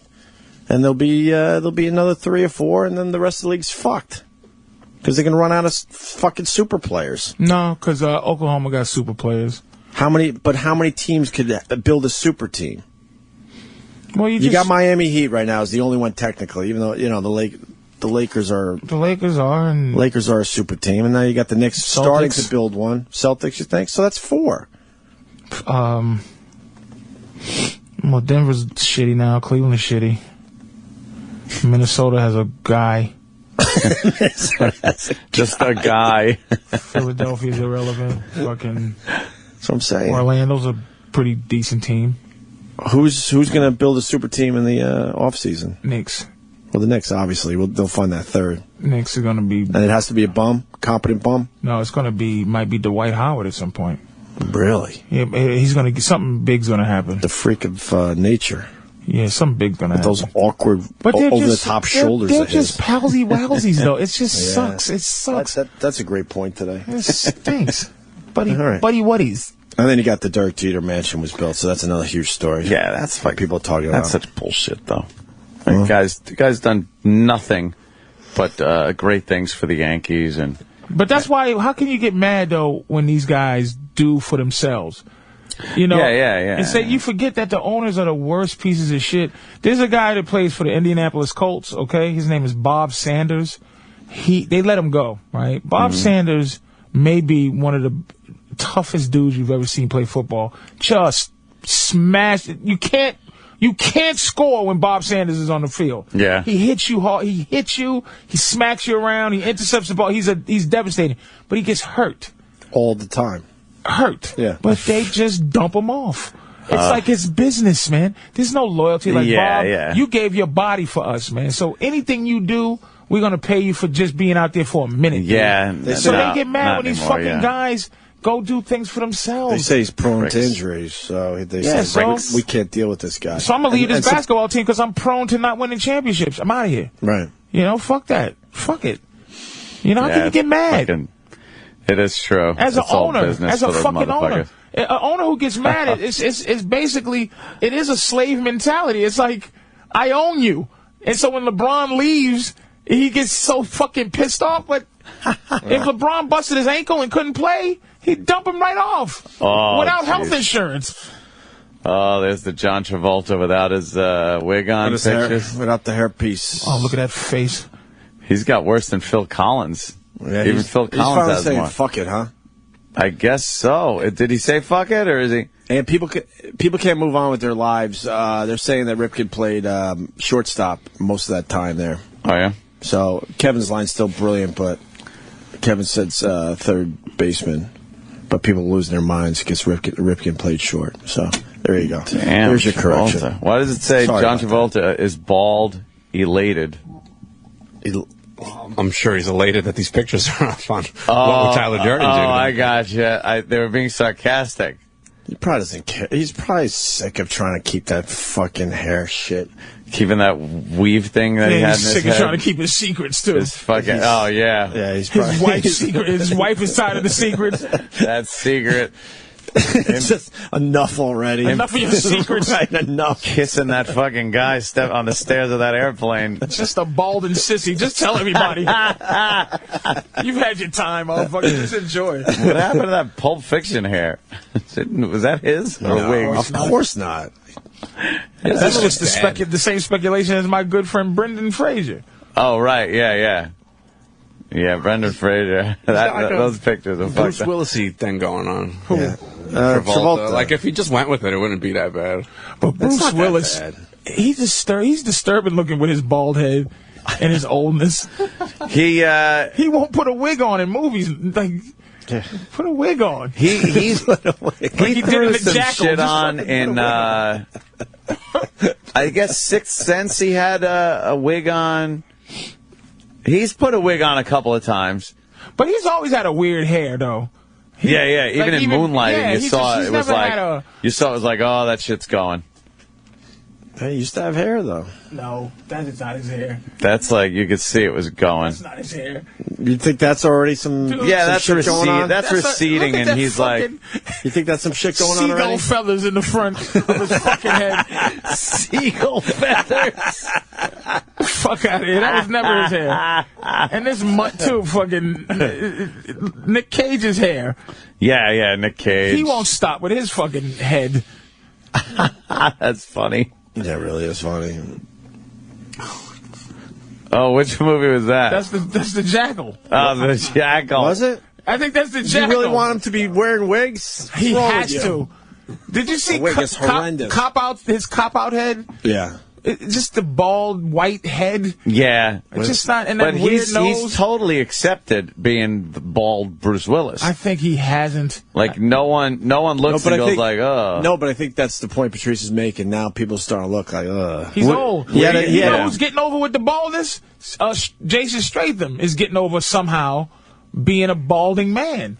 And he's still like a sex symbol somehow. Because he's not that old. He's in his 30s. Yeah. Once you know. But Bruce is getting old. Well, he's got dents and stuff in that head. Yeah, it's just... Some dings. Can I see cop-out head? Cop-out head. Cop-out head. Just look at cop-out head. Look at that one down there. Yeah, it's like... Wow, that really does look weird. It looks like it's caving in on the sides, and right? it's bulbous. Yeah, look at cop-out Very head. bulbous on top. Cop-out head. It's bulbous because the sides look like they're caving in. Yeah. It's just not. And it never used to look like that. So Patrice onto something. And The Rock got a strange bald head. Rock was shaving his hairline back until he has to. It was good. No one wants to see a balding. Oh, the a Rock. Balding Samoan. The Rock. Is he going bald all the time now? I think he's going bald. He doesn't have that great head of hair. What's wait a minute. God is great though, because he'll make a guy like Rock bald just to make me feel better. Just to fuck with him. What's going on with David Spade? You see him in those commercials? It's like his hair now is just bizarre. Like you can't figure out what is happening with it. Well, I was like, look at that picture. He's got the biggest sweep on the front there. Dude, I was told years ago by a very reliable source that he is as bald as they come. Really? Yes. I heard that years ago when we were at NEW. Really? He was bald then? That's why in a lot of these movies he's wearing bandanas and stuff, like in water parks. Because he's kind of got to keep it all together, yeah. Yeah? Oh, yeah, I heard that. I heard from a very reliable source that is a major hair system, and he's had it for a really long time. And where's he going? What's he doing with the, like, he's had that same, like, long kid hair for a while? Yeah, well wouldn't you? Why would you get hair cut that ain't going to grow anymore?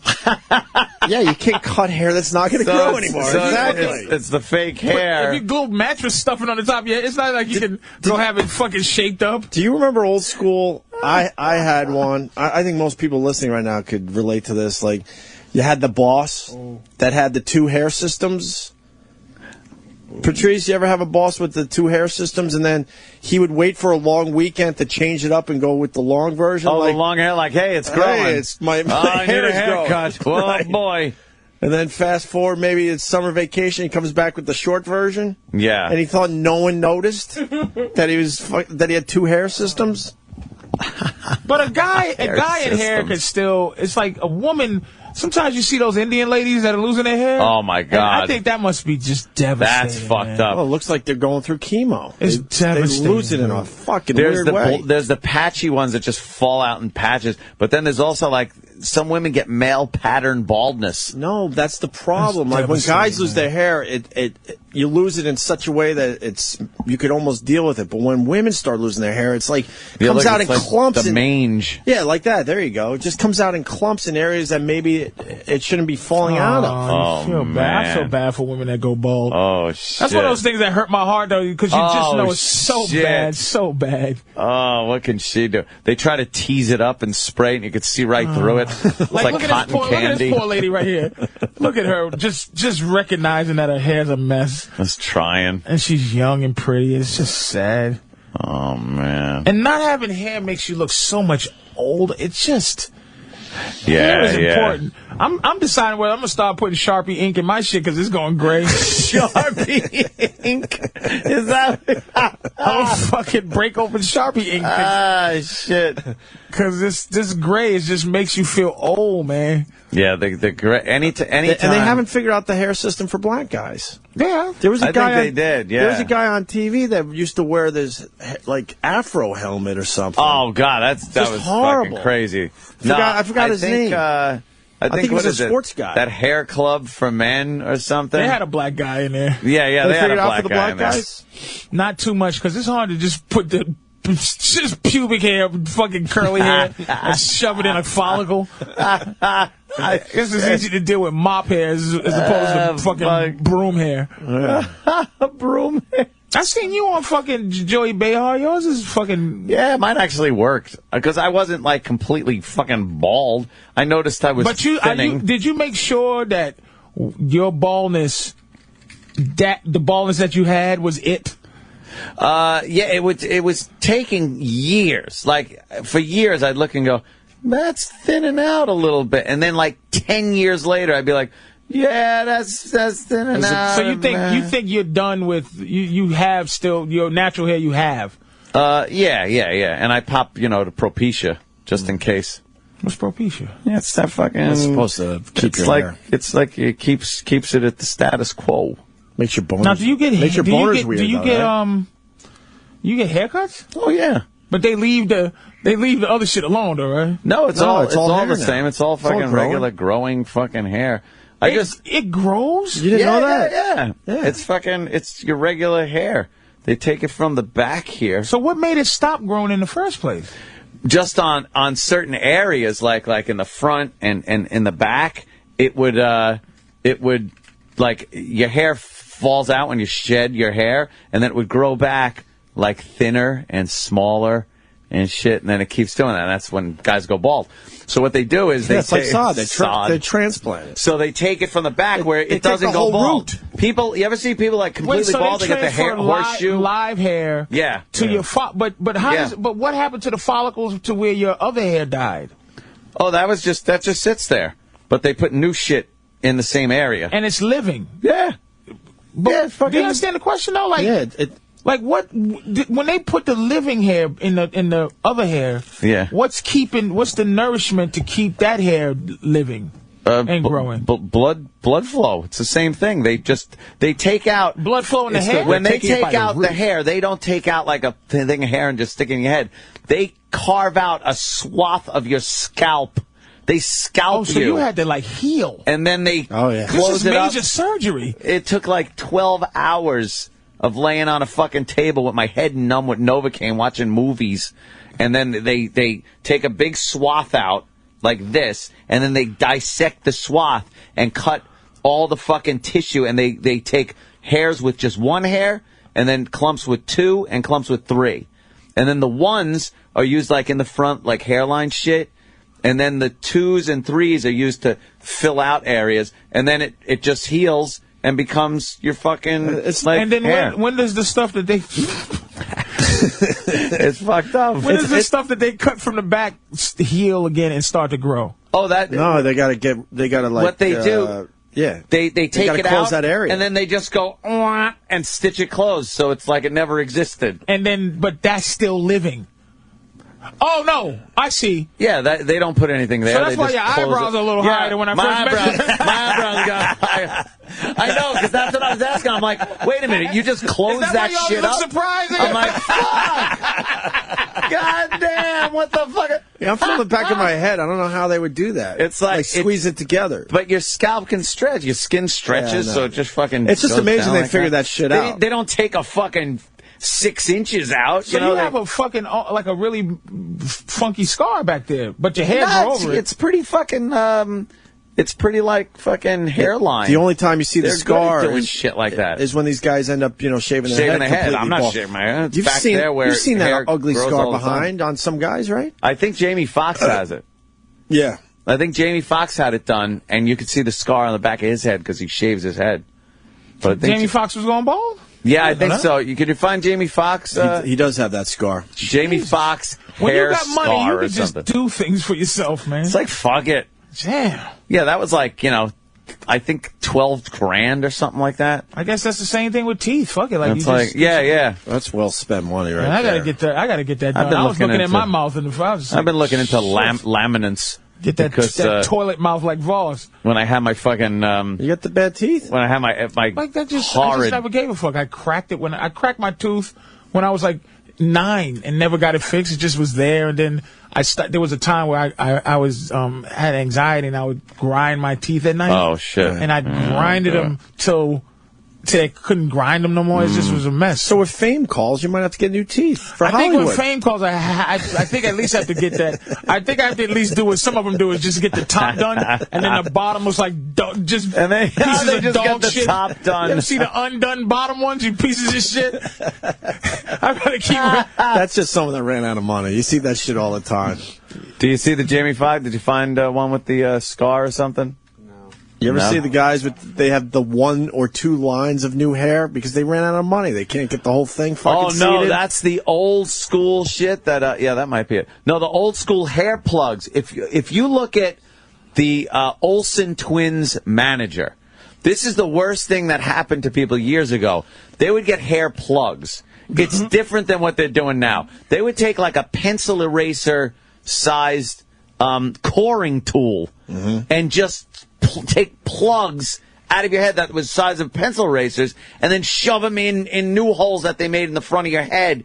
And you'd go bald behind it and get these things that look like doll hair. Oh, so those are plugs. Hold That's on. old school. So you can, if you have money, you don't have to look like that? No, they don't even do that anymore. Now they do individual follicles to keep it looking natural. What was your procedure called so I can see what it was just, what was it?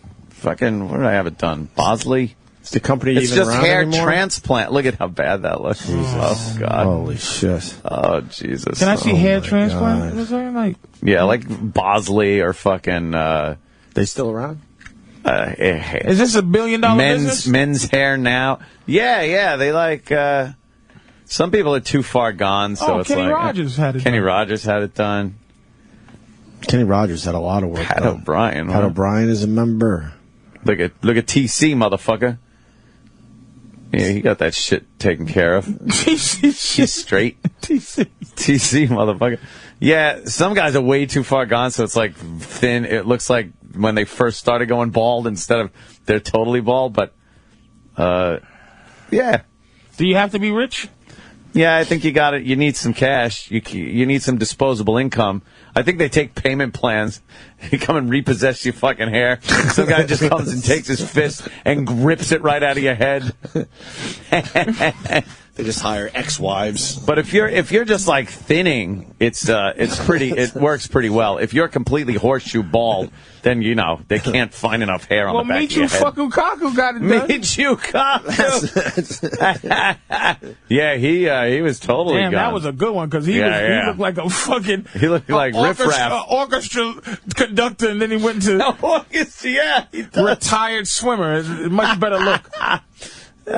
Shit. He's wow, this guy looks 30 years younger than me. It is amazing how old you fucking look. That was amazing. the deal. It's just, you gotta fucking, if you can. Wow, man. If you have the means, I highly recommend it. Six figures, low six, no, high fives? It's 12,000. Yeah, he said 12. $12,000. That seems cheap. That seems cheap. That seems cheap as far as getting new hair. Yeah. How many procedures? How many times you have to go back? One day. One day it's done. You're going in early in the morning, you leave at night. It's fucking crazy. And you have to sit standing up. They tell you in a coffin. It's like, don't do whatever you have to do to not sneeze. Like you fucking. People have had like their fucking implant things just shoot out of their head. Don't put your head between your legs. How long? No sex. You can't do anything to have like your heart rate up. How long? For like maybe 5 days. You got to just until it like sets, days. Till like and then it like scabs over. It sets. Until it sets like a window tint. Don't roll your windows down until the tint sets. Pretty much. Shit. Fucking get in the refrigerator. Yeah. Jesus Christ, man. That seems so fucking violent. And then I had to wear like a bandana on my head. How about a shower? Showering you could do like after I think 3 days, but you had to take a washcloth with like just a special shampoo and kind of wet your hair with a cup. You didn't let the shower nozzle hit you, and wet your hair with like a cup real slightly, and then take the soapy washcloth, put it over your head, and just kind of touch it. And touch it, and touch it. You know what's hilarious? And then wash it off with the cup again. These are the mistakes that they didn't just know that. This was like, okay, some guy came back with his fucking like shampoo in his hair, just meat clumps, fucking in the drain, and they're like, well, shit. You had to stay there, and they just had to fucking actually watch you and say, okay, better not do that. See what you're doing. You had to sleep like the Elephant Man, sitting up where you'd fucking suffocate. As your head is falling apart, like an Indiana Jones villain's head. Like you opened the Ark too fucking early, and it's just melted in the shower, and you're just like, holy shit. Like that guy on shit. Poltergeist that looks in the mirror and just starts picking his fucking face apart. That's how your head fucking just chop meat. Oh, man, dude. God damn. Imagine how much shit they had to do before they got it perfected. Before they realized what you shouldn't do when you're doing Did you fuck up any time where you go, oh no, did I fuck up? No, I was really cool with it, and I think we were on vacation at the time. Yeah, because it was during like Thanksgiving or something. So we had that whole week. I was off for vacation, so I didn't have to worry about like coming in here or anything. I could really be mellow. What's that, Dan? There was that interesting period of time where you were rocking the bandana. I had to wear the bandana, yeah, because it was really bad. Keep on rocking in the free world. And that's another bad thing is they had to actually shave. Where's their video? They had to shave the area of your head where they were implanting these fucking things. So you feel bad enough that it's like, I'm thinning in the back and here and in the front, and then they had to shave it in order to do the implanting. So now you're like a monk. You look like a monk with the back shaved and shit, and everywhere they put in shaved, and then it grows back in. How long did it take for your hair to go back in the back? It was in the back. It's instant because it's closed up. They just seal that up. It just started growing. Yeah. No. He's still missing out. They take that out and then they squeeze it together. No, but I'm saying, so how long did that area start before that was the scar heals? Yeah. That was not a week. By a week, you're not even fucking dealing with it. Attention to they that. take the stitches out You go back like a week or so later, week and a half, and they take the stitches out. And then the thing, that me rocking the bandana. Yeah, and people are going, I'm shooting a Desert Eagle in this at the range, and they're going, is that popping follicles out of your head when that fucking gun goes off? Oh, my God. And then I really started thinking, like, wow, maybe they're right. I shouldn't shoot that. That was a hell of a look, man. Holy shit. Yeah, I look like a fucking gangbanger. Holy shit. And when you sneeze, your hair, it's like one of those party things. Yeah, bon voyage. Like a bang gun, a fake bang gun. And now it's just... now I put a hat on, especially in the morning, because my hair is a wreck from the night. I've never been able to actually sleep without waking up looking like Medusa. Now, you're graying a little bit now. Is that hair graying, too? Is it? Nah, gray on the sides and the temple, on my temples. But the top is... The top is fine. I got grays in there and shit, but... Usually, if I'm doing TV, I go down like Johnson Hog and fucking have them touch it up a little because TV gray looks so bad. But also where they got the hair from, that area usually doesn't get gray. Or it gets gray later. Yeah, it's that... You know where they get the hair from? Really gray when you see someone that's totally bald and they got that horseshoe ring of hair, that is genetically will never fall out. It's just genetically pre-programmed that horseshoe of hair, you never go balder than that. So that hair is always fine. So when they cut that swath out, that's from the patch of hair that is genetically predestined to not fall out of your head. So when they pop it in, it doesn't come, it won't go bald. That's what they told you.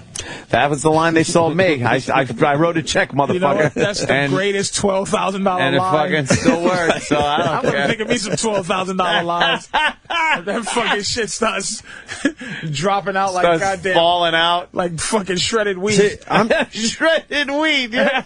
I'm scared if I do it and then there's erosion and then it becomes its own island. That's what I was asking. And that's why you asked. You were sure that the because like I said, the fade was done. I wasn't like fucking.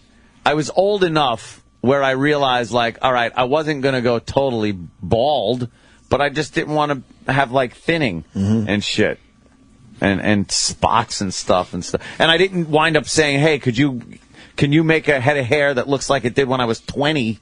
Didn't do that. Good luck. I didn't want that. I needed it to look age appropriate, and it worked. Oh, Danny, can we stop talking about this, please? Oh shit! Is Danny like? I was gonna go ask Danny about that too. Was you thinking about it? No, I don't have the money for that. But. They take payment. They take payment plans. Yeah, but you look fine, man. Some guys, it just looks fine. It bothers you?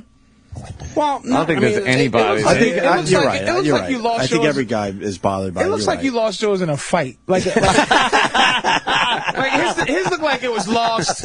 Somebody cut him up or something, and like you could lie about how you lost your hair. It doesn't look like regular. Mine's going in a weird deep triangle, man. Oh, sure, weird deep triangle. Like you'll be too old to care when. I'm starting to think that. I'm hoping, but I've been taking a peek at it. I see my coming attraction right there. So it works out pretty well. Mine is starting from here, and then it's a triangle. So from the middle of the head, it's gonna be triangling out toward like your eyes. Then it also looks like it might be like a 4-inch part. Who wants to live with a 4-inch part?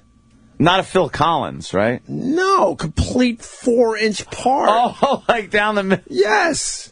Where you like the opposite mohawk, where you would want more to leave or less to leave. Right. It's that weird in between. And you have a refusal to like do your hair in a different way to kind of cover it up too, like. But when you start doing like you have regular, overs, white guy style. You're not trying to like. I don't know what I could do with it. I definitely have lost a bunch. And why don't you just grease it back like fucking Gordon Gekko or something? Gordon Gekko. It would be so obvious at that point. My hair cutter says just keep it short. I'm at that stage where you can keep it. I don't see where you keep it short. You could cover up some hurt. I would love to grow my hair out again. I used to like having and you have light hair, so it's easy. Y'all go bald. You could go bald in the summer. See what you blacks do to us? It's from worry. It's so much worry in our life from you black people. Wait, blacks go bald slowly? It's like we can lose our hair in the summer. We live one summer. We could go Memorial Day to Labor Day. We could 19. Like it's rare you see a bald 19-year-old black guy. Dude, I had a friend in school that just like he was going bald in high school, and you're like, oh, and then he by 20s completely gone. The big thing in my school, we had a kid that was going gray as a senior. Like, holy, there's always those how is that? Freaks of nature. And then I saw him literally the next year, and he was more gray than not at 19. Kevin from Connecticut saying, well, blacks do everything more slowly than whites. So it's really good. Really? You just go, really? Really? Is that what it is? All right, we got to take a break. Patrice's DVD is out today. Even if you saw the special over the weekend, it's 45 more minutes of material. Yeah, man. It's the segues that make the jokes make sense after the edits. Yeah, after I come from a commercial and now I'm talking about animals. Yeah. I was talking about titties in the one before. So the segue is very important, and also worth the price of admission is you railing on that bitch in the audience. Oh, you had the DVD. Yeah. You watched the whole DVD. Yeah. How was that? I didn't see the whole. Fucking great. It is fucking great. You saw the whole fucking thing. Yeah, I was worried they wouldn't have you going after that girl. That's on the DVD. That was a long bit. But it couldn't be part of the special because it was too brutally funny. Like, it's brutal, but it's so funny. And you get the boyfriend or the guy that she ain't fucking, whatever he is. You get him to completely take your side in. Do you understand that he tweeted me? He did. That guy and said, thank you. He said, dude, you're right about that girl. You're absolutely right. You have a knack of looking at people in an audience because you're doing your act. I don't think people think you're paying attention to them. So when you're looking at them and you call someone out, you fucking bam, bam, bam, and let everyone know what they're all about in one sentence. But do you know what because it's the difference between TV, because you get a lot of people that come to a comedy show and think they're watching Comedy Central. Yeah. Like you go, like in Houston, this little fucking douchey little white kid with his family was just being like, whatever. I go, you know what's weird, man? I mean, not that I'm threatening you, but you just there's nothing in you that says I'm a fucking big black dude that could slap the shit out of you. Yeah, what the fuck? Like something fucks There's not a wall up here, dude. And I'm not threatening you, kid. I'm just saying, you got to understand, here's how close I could be to you, and you're being disrespectful. And you don't know. Because you can turn from me. Yeah. You know, so I like doing crowd stuff, but when I was doing it, that girl, her face was anti-laughing. Oh, yes. I said, I'm not being this unfunny. I said, you're just being a little cunt. Yeah. Oh, it was classic. It was great. I'm glad you saw the DVD. Yeah. So I'm glad you saw the DVD because there's one part that I wanted to be in the show desperately, but it was just talking about guys not caring about their woman's health. It's just that was really funny. I wanted that to be on the special on TV so bad. Yeah. Just talking about how you've never had your man go, when's your fucking your pussy doctor appointment? Pussy doctor. Sweetie, when is your pussy doctor appointment? Have you checked your breast for lumps lately? Never, ever have we ever gave a fuck about a woman's health. It's on the DVD. And it ain't like you don't give a fuck. You just you just go, oh shit, I never asked my girl. I don't think about it. My girl goes to the doctor. She says, I got a doctor's appointment. Well, good luck. Okay. Not what is it for? What doctor? What do you need? What do you got? Is it the checkup? Is it nothing? Oh, okay.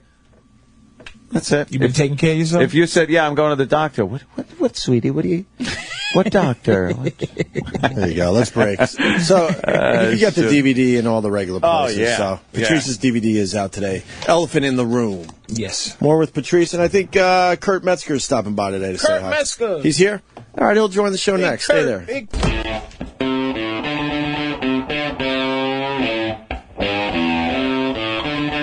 Ooh, funk. Of course, we got Big Mama Prods, Patrice O'Neal in studio. His DVD's out today. Make sure you check that out. Elephant in the Room. Most of us saw it on Comedy Central on Saturday night, but there's 45 minutes of material you have not seen. And some just unbelievable stuff on the DVD. Stuff that should have made the special, but because of time restraints and all sorts of shit. So make sure you pick up the DVD today. Also, Kurt Metzger in studio. Doing a little, Metzger. Patrice is telling us all about you during the break. What'd he say? He's saying you got a big hog, and he's also saying you got a good clit joke.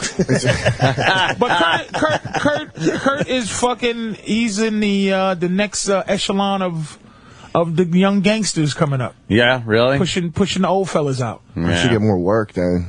He's a fucking weirdo. He's a natural weirdo. That's his problem. It's like a real weirdo? Big 8 foot tall, strange man. Yeah, I get Patrice makes me nervous sometimes. Why? You know what? Patrice made me nervous for years, to be completely honest with you. Really? Yeah. Well, I brought. You never knew that? You're intense. Yeah. What? I swear to God. Well, it's been a while. It's been a bunch of years now. I take care of Kurt. I always tell Kurt. I'm a big fan of Patrice. I'm just like... Kurt's a I fucking turned into a beast. weirdo next to him. I was intimidated by Patrice probably the first 3 years you did this show. Really? Oh, yeah. I don't know what it was. Dude, that's special. What, are you just lovable, Patrice? Elephant in the room, my girl that you pissed off at the barbecue because you told her dress was inappropriate or something. That's what I'm talking She was about. dressed like a whore, like I love it. You told her she hated it. She hated Patrice. Like ever since then, she made us watch it twice in a row. Really? Elephant in the room. How bad? That's how into it she How bad was the dress? It was like American Apparel horse shit that all girls wear. It wasn't like I'm like, how can you be with a comic and not have a sense of humor? Like I tell my girl to calm down if people fuck with you because you know. Yeah, but it's not. She's got like she had to wear like a back brace or something in high school. You know, so she's got like this weird complex that she's being made fun. You know. I have a fucked up way of like picking out exactly what's going to make somebody really hate. It was really amazing. Like, why are you so mad right now? He just hit her like right in the. Well, because he always goes for the one thing. He knows. But I didn't know that. Knows. Scoliosis. You felt it. I just didn't know. I didn't know the motherfucking his damn girl had fucking bad back. I just took it like he thought she was hot and like trying to knock her down a peg, which I love that he does with hot chicks because I'm racist against hot chicks in general. And he will really, I mean, it's really great. Just bring a girl around him and have him go to town on it. Just have her get smashed. Yeah, she was already knocked down a peg from life before she got. I'll tell you why Kurt's good though. Kurt, I don't know why it isn't. What happened? Kurt was starting to get his own thing going. That's what happened because I'd bring Kurt on the road a couple of times. Mm-hmm. But I would find myself, Kurt's good because I would find myself watching and being into his act all the way to the end, and I got to go on after him. Oh, so I have to go get into character. I'd be like, shit, I got to get into character. But he'd be saying some shit. And one of the jokes, I don't do it justice. I don't want to be corny, but that was about the African story. That's what we're talking about, the clit thing. Yeah, could you just say that? I don't. It made me laugh so hard. I'm putting pressure on him to be funny with this shit. Well, acknowledge that there's some pressure. Yeah, what is that? The thing he likes is the end of it because I used to live above an African store in Brooklyn. It was like a real place, and there was a sign that would say African supplies on the store that used to creep the hell out of me. Yeah, what are those? Yeah, what the hell? That can't be good, right? You're like, all right, I need a machete with blood and hair on it. I need an army uniform for a 5-year-old. I need a sharp rock to circumcise my daughter. And then everybody gets mad. I'm like, listen, I'm not pro female circumcision unless you have like one of the giant clits that I hate. That's like a small dick. Then just like, don't use a rock. There's a little off the top and get like that petty paw, that pet save, and just a few onesie daisies. Just work it down with a petty paw. So you look like a human and not some kind of a giant clit looks just like a fucking animal's claw. That's too long. Oh my god, dude! I was with this Puerto Rican girl one time, and she was hot too, but she had her clit. I mean, I looked at it, dude. It looked like a miniature dick. Like it had the little mushroom head on it. Like a head on it. Jimmy's he's not here to defend himself, but he would agree. He loves that. He is into that. And me and Anna, giant clits are sexy, man. No, me and Anna, the ones he likes, we just never understood over the years. The little baby penises. He looks like little penis. Mini dicks. Yeah, his own mini dick. Yeah, it looks like he's looking back at himself. There it is. It's a dew claw. Yeah, it's the dew claw. She had a clit like a dew claw. She had a clit like a dew claw. That's it. I thought you were talking about that. There's a million comics going to go out tonight to try to get the fucking rights to dew claw. The dew claw. What the fuck is that claw used for anymore? That's like that. Holding cigarettes back when they were. I'll tell you exactly what that claw is used yet. for. When you put rubber bands around his snout, he uses that to take the shit off. Oh, man. It's his thumb. Yeah, it's like his thumb. And what's that mess above that called? That's that pad thing. That's the what is that used for? It's the foot pads, man. You know. No, that. I know. It's their natural That's shoes. called the labia majora. That's way up on the leg. dew claw. It probably had something to do with fucking when they were ripping apart a caveman's throat. It was easier to fucking to hold on. Yeah, it was padded. Hey, Kurt, who's the Didn't slip on blood? Who's the top fives now? Who's the young soldiers now? They got you, Hannibal. Who else? Who's your crew? Ricky the young Turks. No, not the crew, but not the crew. Why not the crew? There's Definitely no crew Hannibal's no more, in a but top you five, sort of man. had your. You had your guys. There was the tough crowd crew. But who's his circle? There's no circles. No more circles. It's what Comedy Central and the scene. Oh, the hot list? You mean? Yeah, who's in the scene? Well, who's it was the real hot list, not a made up was list. me, by Reggie some- Watts, and the people. Is Reggie Watts in New York?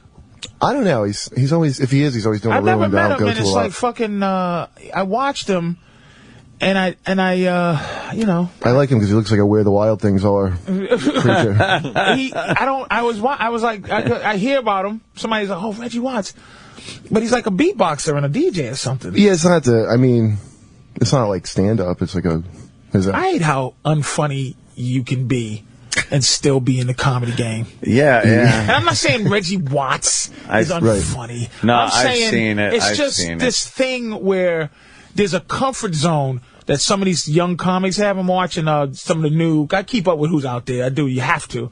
I'm watching all the new Comedy Central specials, and it's just these young guys, with long, unpronounceable names, and they're just comfortable. Yeah. They're comfy. They do well, and they all learn the same rhythms, dude, in those rooms, and then they just talk that way. I'm gonna not put pressure on myself because this is supposed to be funny if you laugh. I don't want a reek of effort right now. No. You know, it was a big thing back in like the 80s and early 90s. Yeah. That you don't see anymore. That I didn't think ever fit into comedians is the team, the two guys that would get up there and do a team. Oh, people still do that all the time now, dude. I haven't seen Two guys that combined are half as funny as one guy. Yes. It's amazing. Oh, well, yeah, I think they're the brothers. The Scalabros are maybe the last team, but they're like twin brothers, so you can't really. It's like it worked with the Smothers Brothers back in the 60s when everyone was laughing at anything. And Paul Mooney's kids, the Mooney twins. Really? They do something? Like Smothers Brothers had like one guy was dumb, and one, now people just finish each other's sentences like. Yeah, is that what the thing is now? Cunts, I just don't enjoy this new. I don't have to be funny thing. Yeah, just they prefer irony if you're not. But it's not irony. It's just Dude, I just did a show, and you don't get it. You didn't laugh because you didn't get it. No, I'll tell you what it is, dude. It's that whole scene of Alternative is controlled by chicks. These awful chicks that look like Carmen Sandiego with like glasses and wig haircuts. Thank you. And they control that scene. By the way, why Kurt's having a bad time? Because Kurt is that's what he'll say. That's people don't understand. That's how you don't get in. Is you trash who trash. And you take them back to high school. Like I was always a nerd. I'm like a jock when I go to those rooms. I'm like, oh god, this like a rapist / bear to them.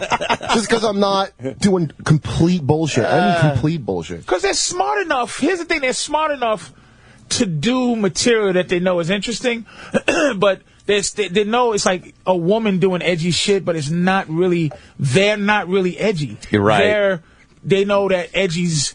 It's just like anything else they do that they challenge men. They play basketball and it stinks, but they know that they're gonna get getting credit because they're girls. Right. So you if you're sort of funny as a girl, you'll get credit. But these girls, they come on with this. Yeah, man. The hottest comic I've ever seen. It's like you go, first of all, like, what's her name? Schlesinger? She's so sexy. I couldn't tell you one of her jokes. Pop her up You there. go, why are you funny? When did you need to be funny? Yeah. Bitch, this bitch is gorgeous. She should have to wear a biggest burqa on stage, natural dude. titties you've ever fucking What's seen. her name? Travis. Elijah Punch her up. Schlesinger. Eliza Schlesinger. You can't even resent her if she like bumped you on a show or something. 'Cause you just look at I like her what you the just whole time. said. When did you need to be funny? Because you guys all had something some horrible thing that happened to you in your lives. It's that rare you made get you need to be funny. It's rare you get a really good looking. Yeah, but this picture is not even doing a job. It's not. No, that's and she wears pretty nice tight right there. shit Yeah, too. she's like She's hot. funny. That's pretty nice right there. I don't think I've ever seen her. Oh, dude! Last seen time the like standing, face. she went on and the camera would like pan. Look you at know? this fucking my girl. God. It's a comic. Get the fuck out No of way. here. Yeah, dude. She sits Why'd in this she room, decide to be a and it's comic? like, really, am I really, sweetie? You know how funny you gotta be. Wait. As funny as I have to be at a Klan meeting, like, hold on, guys, hold on, no, seriously, I'm a funny motherfucker. Wait a minute. Put that shit down. I'm really funny. Any clips? There you go. That's what she. Get in the That's how she standing does. dress. That's how she does her comedy. With her But that's not belly, even- With the that's hip not bones even the sticking her out. badge is like almost Yeah, showing. she has some good vag showcasing dresses she wears. Damn. I could never get past the deaf broad. Like, I'm like, you're not as funny as that awful. That's terrible. What the Yeah. knock. Dude, that deaf girl episode on Seinfeld when he's like, "What are you, deaf or something?" She goes, "Bingo." It's like, oh shuck. Didn't she get run over on the beach? Who? I think we laughed for days over her. Who, this chick? No, the deaf comic. The deaf comic. I think she got hit by a fucking beach patrol alive? fucking guy. Yeah. Oh, but Dude, this goes back about 3 or 4 What is her years. name? We And laughed she was- for weeks. She was big in the scene too.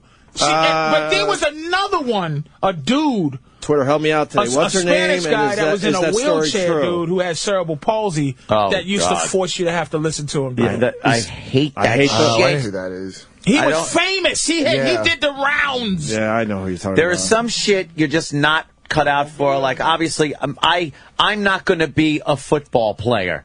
It just isn't going to happen. Physically, it just doesn't work out. No. So some of these comics should not be comics. Right. Because you're instantly taking away the funny when you're reminding everybody of their mortality. Well, The Josh deaf Blue was comic. working hard, and he.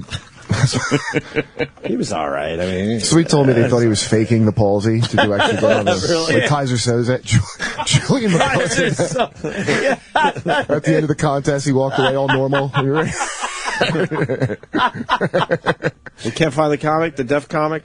What are we trying? The Verbal. girl, Eliza, we're trying to see you guys if she was funny. I never really. I just Yeah, seen. let's get some I of her seen her shit. tits and I turned. Like I just go. She could be funny, but I just go. Pop that up. Yeah, I have no listen idea. to a little. I've never heard a word. Never Let's heard a word. listen to a little. Just try one. Here we go. This is what? Happy Birthday, I think it's called? Oh, Happy 4th of July. The wacky comic music. Hey, ladies and gentlemen, tonight. Saw another bumper sticker the other day. It said, "War is not the answer." I disagree. I think war absolutely is the answer. And if you don't agree with me, happy 4th of July. I just want to hold her so close. I'm thinking. People seem to think we won this country in a game of Yahtzee. I'm not saying bomb innocent people, but we're American. It's in our history. It's in our culture. We love a good fight. We're into it. It's in our blood. She got That's some why big the Fighting tits. Irish of Notre Dame, not the negotiating Jews of Brandeis. What? I didn't hear that. She turned sideways. Hold on. And her ass was fucking beautiful. So beautiful, dude. Here we go. Is she good? I still Hold don't know. on. Here we go. One person in this room redo that joke. What? What did she just say? I don't know. We got war 4 guys. and One Yahtzee. guy. What I did knew the what- point. what- I knew the point. Yeah, I know the point. I know the point. I got it. But I was staring at her titties and her ass. You couldn't recite that joke. I got it. You know what? Give me the punchline. I skimmed it. The punchline Yeah. the punchline is The actual punchline, The not actual- the not the overall overall punchline scene? you just got. I can't get the Okay, that's my point. Happy 4th of July. I heard Happy 4th of And July. we didn't win this country in the Yahtzee. I Game heard of that. Yahtzee. Those are the two things And I look picked at up my on. fucking protruding nipples. Right. Oh, what if she Do turned you that wanna shit into a milk dew claw, me? dude? Yeah. Would you be, A dew claw if clip. she has a dew claw, I don't care. I would why go do for girls it. have dignity? If I was her, do you know I'd how still many do it. balls would just be in my fucking Oh, they mouth? should be. Executive balls? Executive balls. You're so fucking right. Why? No one's interested in my horrifying nothing balls. Maybe that was different. You think I wouldn't let if some fucking horrid woman executive wanted to just take a swipe of my balls for a special? Yeah. Why You'd not? do that, right? I think I'm funny. Fuck dignity. You know how amazing my pussy is? That's what I would just be saying all day long. Look at how funny my tit is. Why am I working? Why am I trying to work and make something? I would just make sure my tits look good every day. Yeah. Pop up another one. Maybe maybe we were, You're so right. All right, try to focus. Get like doggy style. That sounds a little blue. All right, yeah. Maybe we can focus on a sex bit. But why don't you, my God, she's bent over in this one. Wait a minute. Why'd you put up official... You got to get YouTube where it's where she see Comedy Central. No, but we're wait a minute. We're right here. We're right here. I know, but Comedy Central's not fair to anybody's funniness. All right, that's fair enough. That's true. It's because, but we don't even know what she's saying because we're distracted by what she looks like. That's because of the lighting. Okay, she's at the Laugh Factory. Let's do hand job at the Laugh Factory. There you go. All right. She's at the Laugh Factory. Ideal date. All right, good the point. Laugh Factory. Now we're talking. You know. But like seriously, like just I don't have like a ton of sex. I'm gonna put that out there because we're Really like bad. BFF right now. But like you don't hand job. You don't. It doesn't happen as adults. It's pretty much you make out, you rub a little bit, and then you have sex or you beat or something. I mean, you can't do a hand job. If you pull out a hand job, you'd be like, "What are you doing? This tickles me. Stop. So uncomfortable." You don't do hand jobs, right? And this guy was like, I was like, I don't want to hook up. I'm like, I had to go or something. He's like, come on. He's like, what about just a hand job? And I was like, I'll tell you what, fucker. I'll give you a hand job, but it's got to be on my terms. It's 45 minutes long. No lotion. And you don't break eye contact.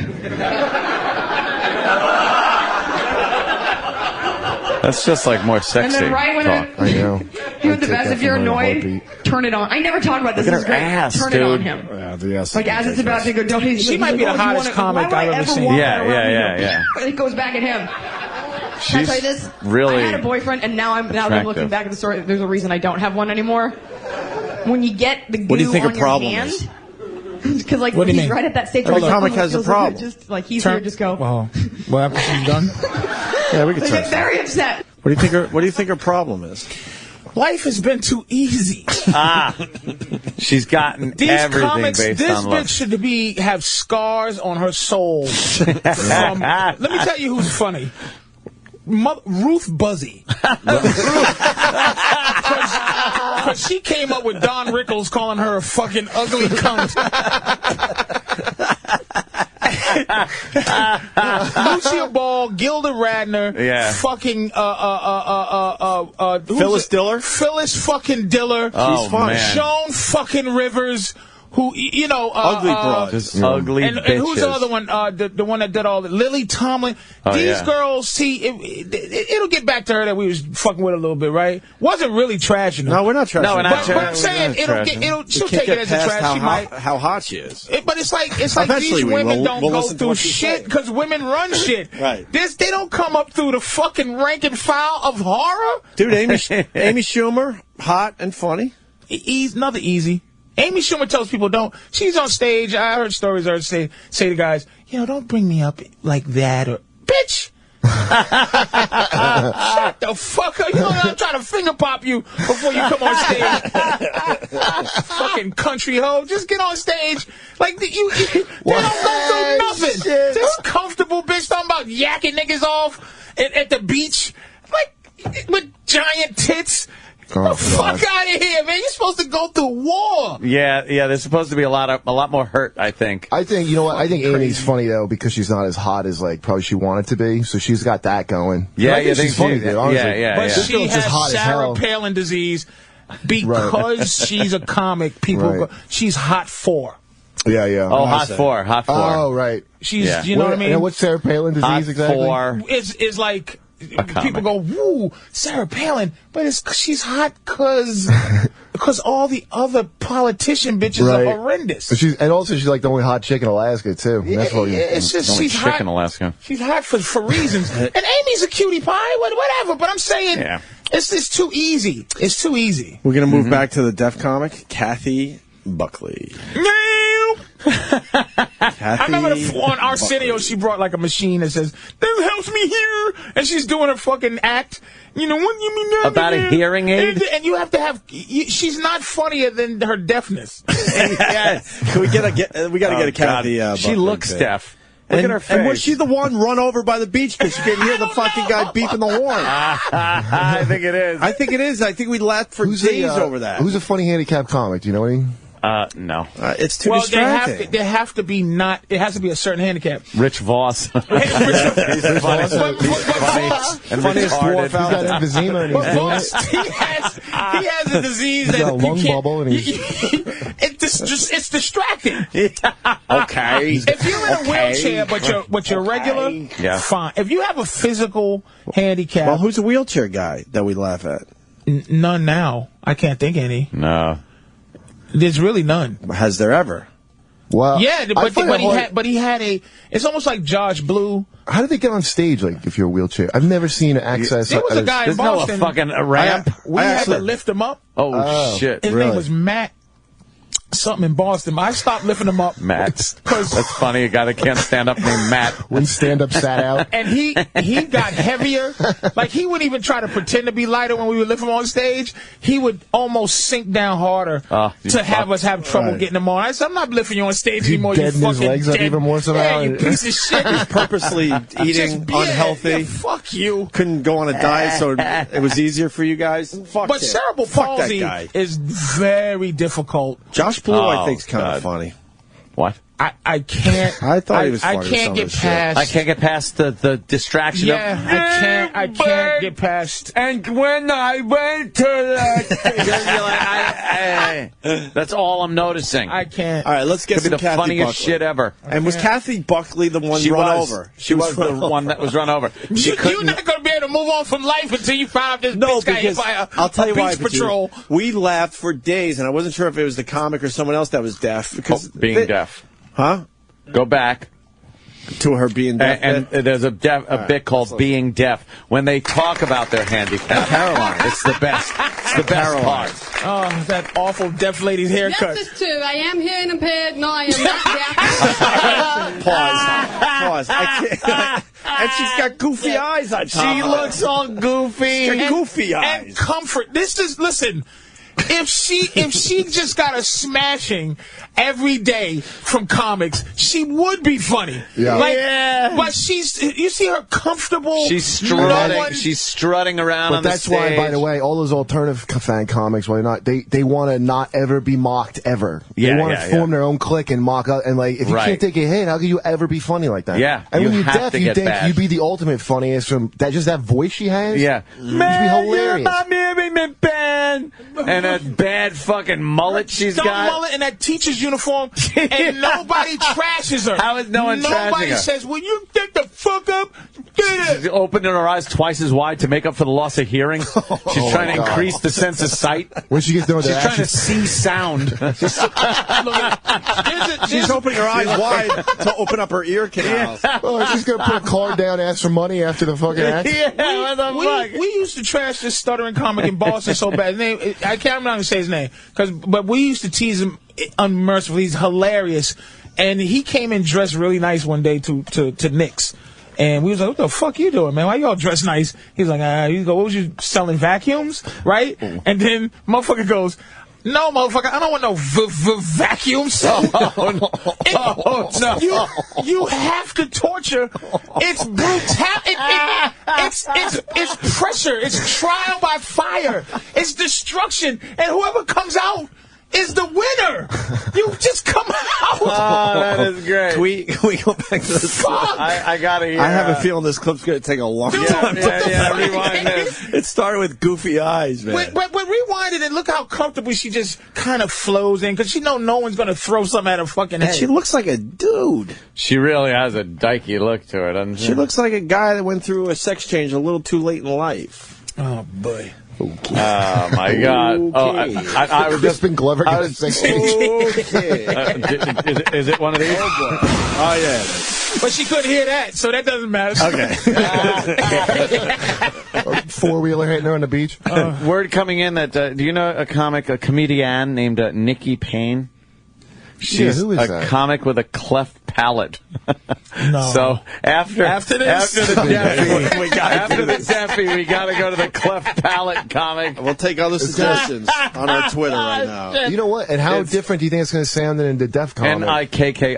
It's a very similar handicap. Yeah. All right, let's go with the Payne. Here we go. Talking about her deafness. Yes, it's true. I am hearing impaired. No, I am not deaf. I just don't listen. Oh. I just bought me one of those clappers. You know, when you clap your hands and your appliances go on and off. There's nothing more depressing than knowing that your appliances can hear better than you.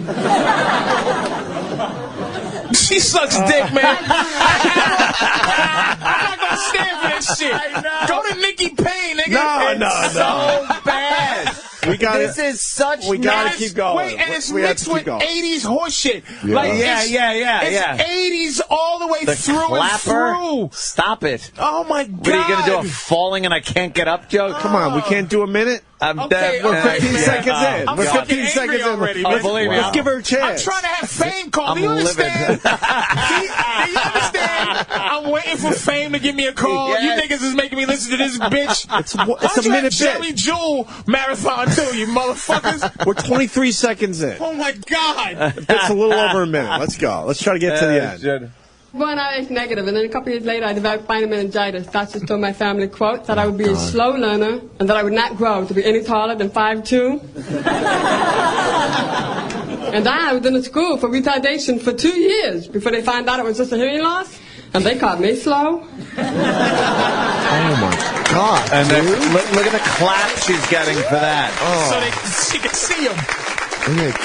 What the fuck? I do wear Imagine you're waiting to go on now Yeah, through this. This The is comic is next. I'll listen to this. yeah. We're almost at the end. This All right, is so let's try. bad. Just try to get to the end. If any Fucking comic, Travis started to fast forward this fucking. if a comic came up and Patrice is did shaking this over there. and didn't have a I handicap, don't know if it's low blood they sugar. would be thrown out. To have fame call me, you niggas is playing this bitch. You're shaking What over are you there, doing, all right? man? I'm trying to fucking make it. Are you that pissed or you need orange juice? I can't figure it out. Nah, this What is wrong with you, motherfuckers? This is infuriating. We're almost there, though. We're almost there. She didn't deserve to be on that stage. I do wear 2 hearing aids, one in each ear. I'd wear a third one if I knew where to put the darn thing. This is my brand new hearing aid. Get a load of this. It's computerized now. I have the hearing aids in my ears, and this is my remote control. A remote control? I am now in control of your laughter. Yeah. This baby cost me $4,000. $4,000, and I'm thinking for another $1,000 I could have had that boob job.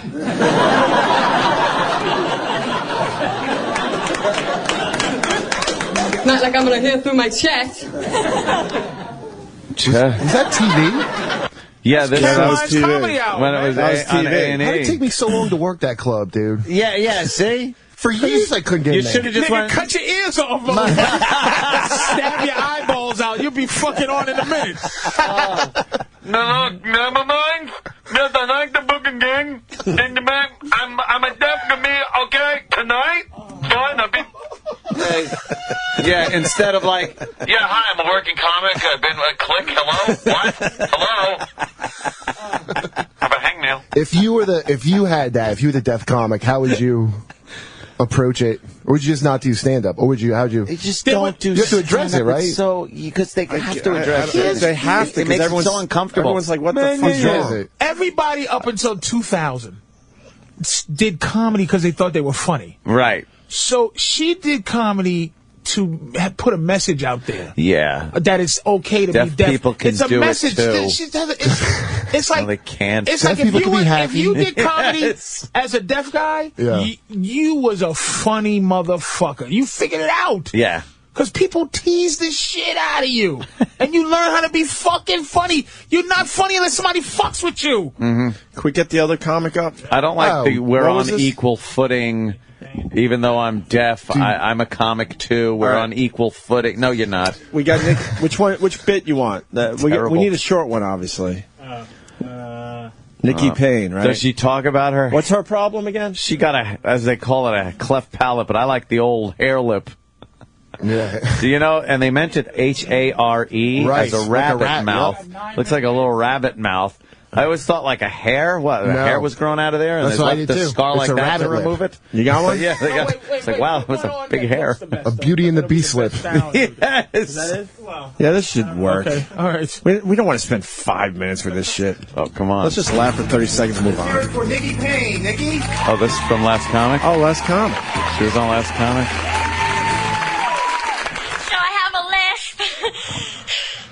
I used to have to go to speech therapy for it. So every day the speech therapist would take me out of class. She's Voss on Helium. Words over and over. I'm out too. I'm out. Wow, it Suck doesn't. my dick, man. She probably barely has a my lisp dick. thing happening. Cartoon voiceover work, dude. She'd be all. out. Yeah, she could do that. She should just go right to Nickelodeon and say... She doesn't She speak sounds that like bad. a murder face. She's Murder making face from herself Metalocalypse. She's making it worse than it is. You see that guy? Put that 9-minute one on. See what she's talking about. Put that 9-minute one. Go ahead, let me see this shit. Put that 9 minutes. This is where we're going tonight, folks. She's gonna tear the stitches up talking along. Not exactly intellectual comedy. Whole lot of f***ing humping. All right. Yeah. Yeah, she's got the crowd going. Hey, man. This is CTV. I don't know. It's going to be a whole lot of beep, beep, beep, beep. Oh, God. You know she must have taken some shit growing up, though, right? I think she might be funny. Hold on. I'm sorry. I've been only up here 2 seconds and I've said about 1 million times. I'd like to tell you that I have Tourette's syndrome, but I don't. I'm just f***ing dirty. But that's an affliction I would love to have. I would love to have Tourette's syndrome, because if I did, I'd just march around town all day long going, F*** you! That guy. I'm sorry, it's the Tourette's She's syndrome. aware that she's a horror show. I think she's not. She's all right, this chick.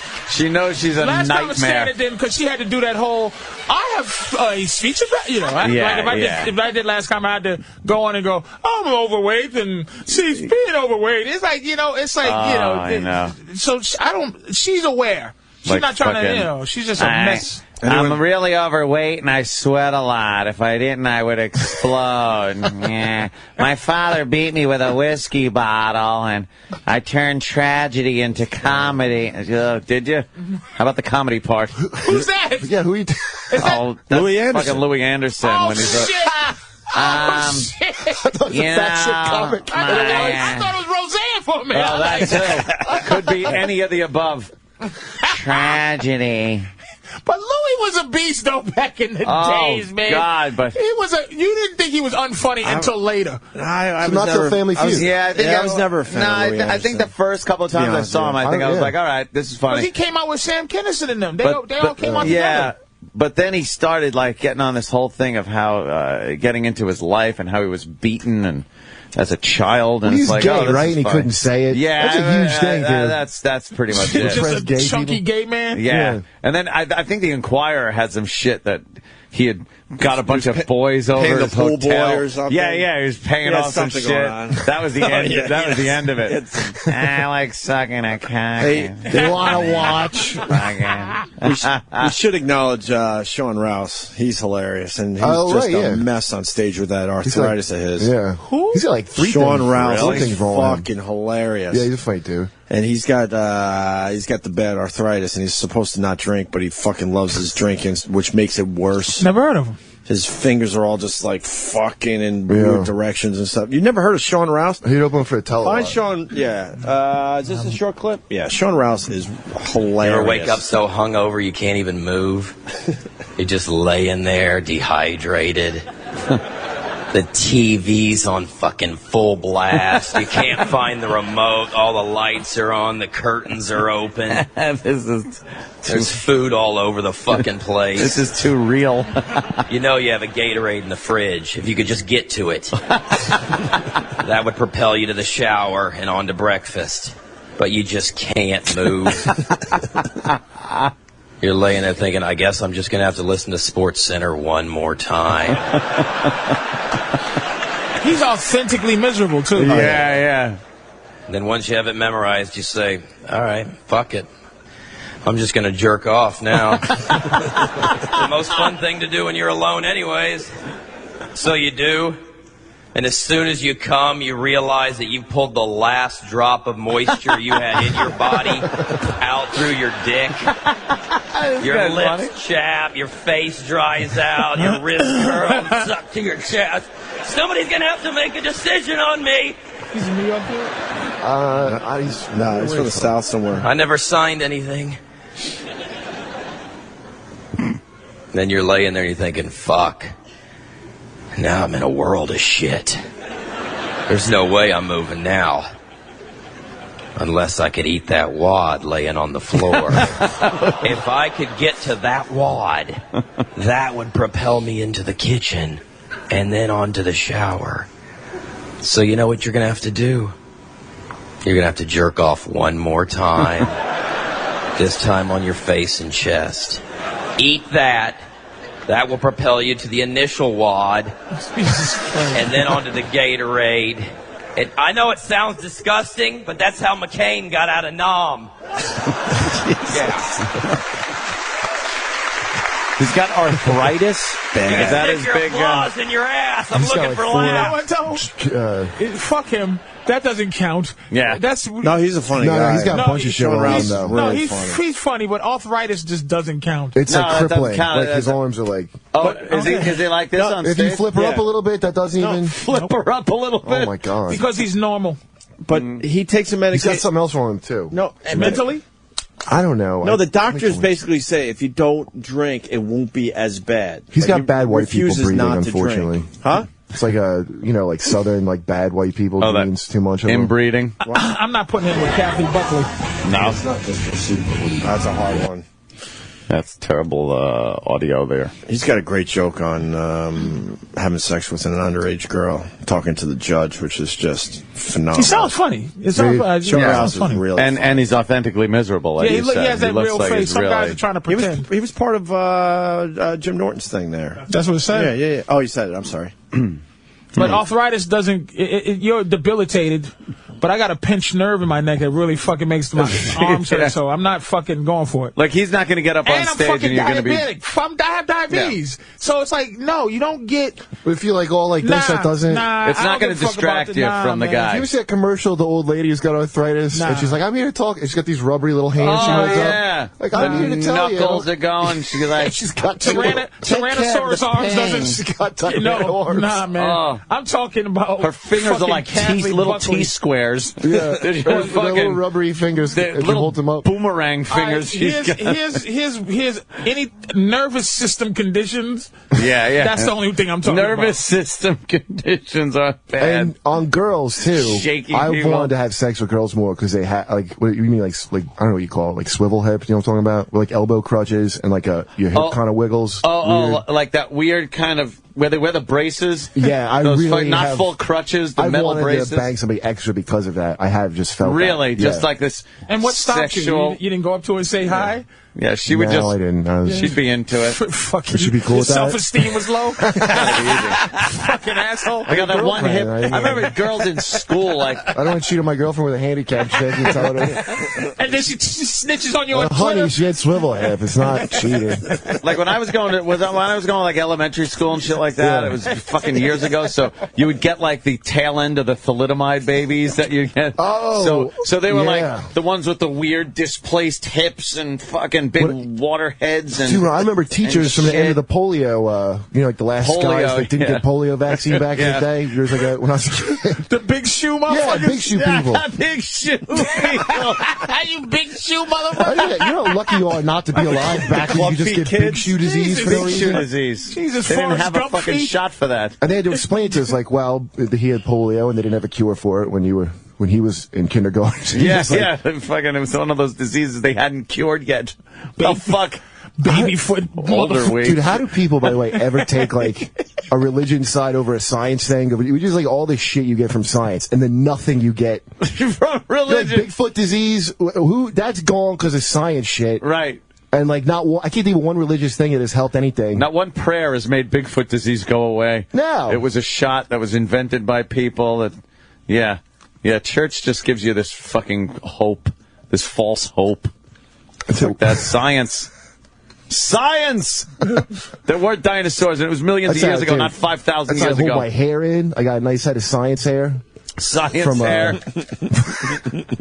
Yeah, that's it.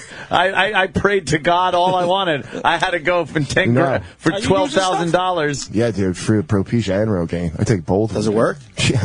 Damn. With my hair, I would It doesn't go bald. work. It's not exciting, though. Dude, I would lose my hair in and not like unevenly, dude, up one side of my head. Oh, wow, really? Like just horrific. The big part? But all that's big left part. is this. Did it grow back? This Yeah, it awful grew hair back. peninsula that's up there. Like it's just. Peninsula. I'm fine with it too, and I'm desperate to hold on to it. I don't even care. It looks flammable. Yeah, you just hold on. He told me when I met him that my hair looks like burnt matches. That's the first thing he told me. You put some product in your hair because it looks like burnt matches. Matches. He smells sulfur. I said, somebody trying to cover up a fart? And Patrice goes, you were intimidated by me? Yes, this is all examples. It was all. I have to tell people if I don't fucking play around with you, I don't like you. Yeah, exactly. That's what they have to all learn. All right, then that's what they learn. That's all good. At the end of the day. Kurt Metzger's going to be fucking at Helium Comedy Club down there in Philly. Nice. Wednesday and Thursday night? Yeah, I'm filling in for Dove Davidoff, I guess. All right. That's great, man. People get a chance to see Kurt Metzger in the Philly area. Helium Comedy Club Wednesday and Thursday. Anything else you're promoting there, Kurt? Ugly Americans on Comedy Central. Oh, they picked that up? Yeah, the next one comes out in June. The new one's He's coming like out. one of the stars of that. Yeah, It's a very cool. animation.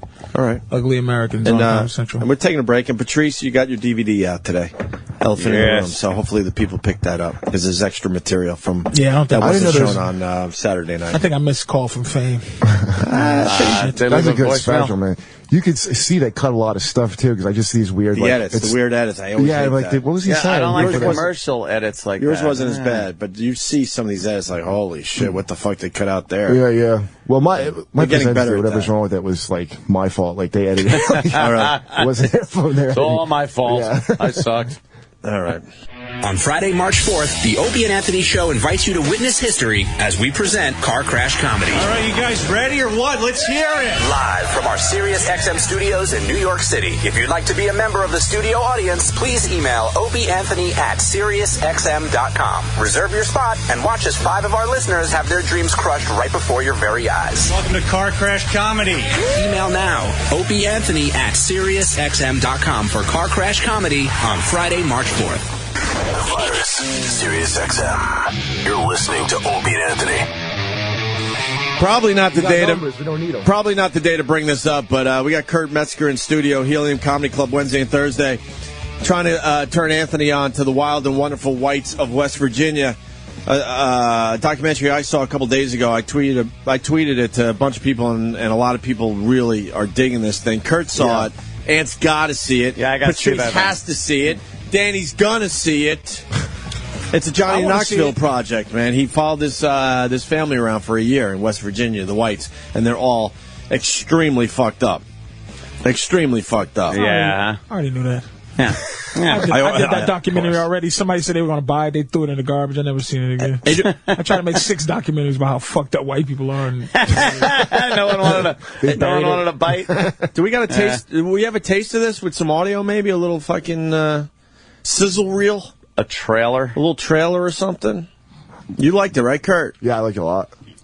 And it's all based on a guy that he tap danced well or something. Their dad invented a kind of like new clogging or something. Clogging, and then Who he was does clogging? And then he was West Virginians, dude. Oh, and then he was murdered just when he was going to hit, I guess, and become a big star. in a Where duel I don't or something know. awesome. And then his kid was the dancing outlaw, and there's a documentary about him. And they made another one 20 years later about the rest of the family. Well, let's see what the trailer's about. I'm telling you, if you haven't seen this yet, do so immediately. Ant's going to see it, and then we'll have a whole discussion on it, hopefully later this week. Boone County, that's right. What a coincidence. I mean, ironic. County and West Virginia. I'd really rather not comment on that. When you represent whites, you don't know what you're going to get into. Shootings, armed robbery, embezzlement, forgery, drug cases, burglary, fights, things like that.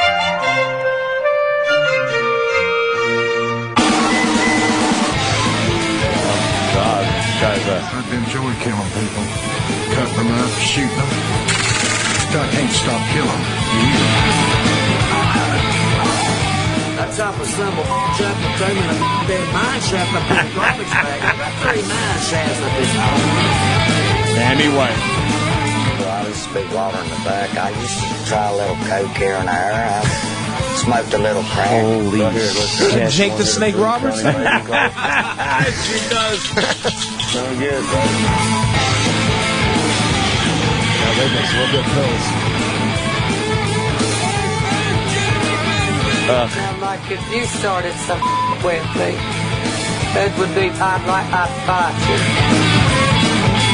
The girl's name is Kirk. One hell of a night. Kirk White. I just went on the rampage, pretty much. The one's in prison.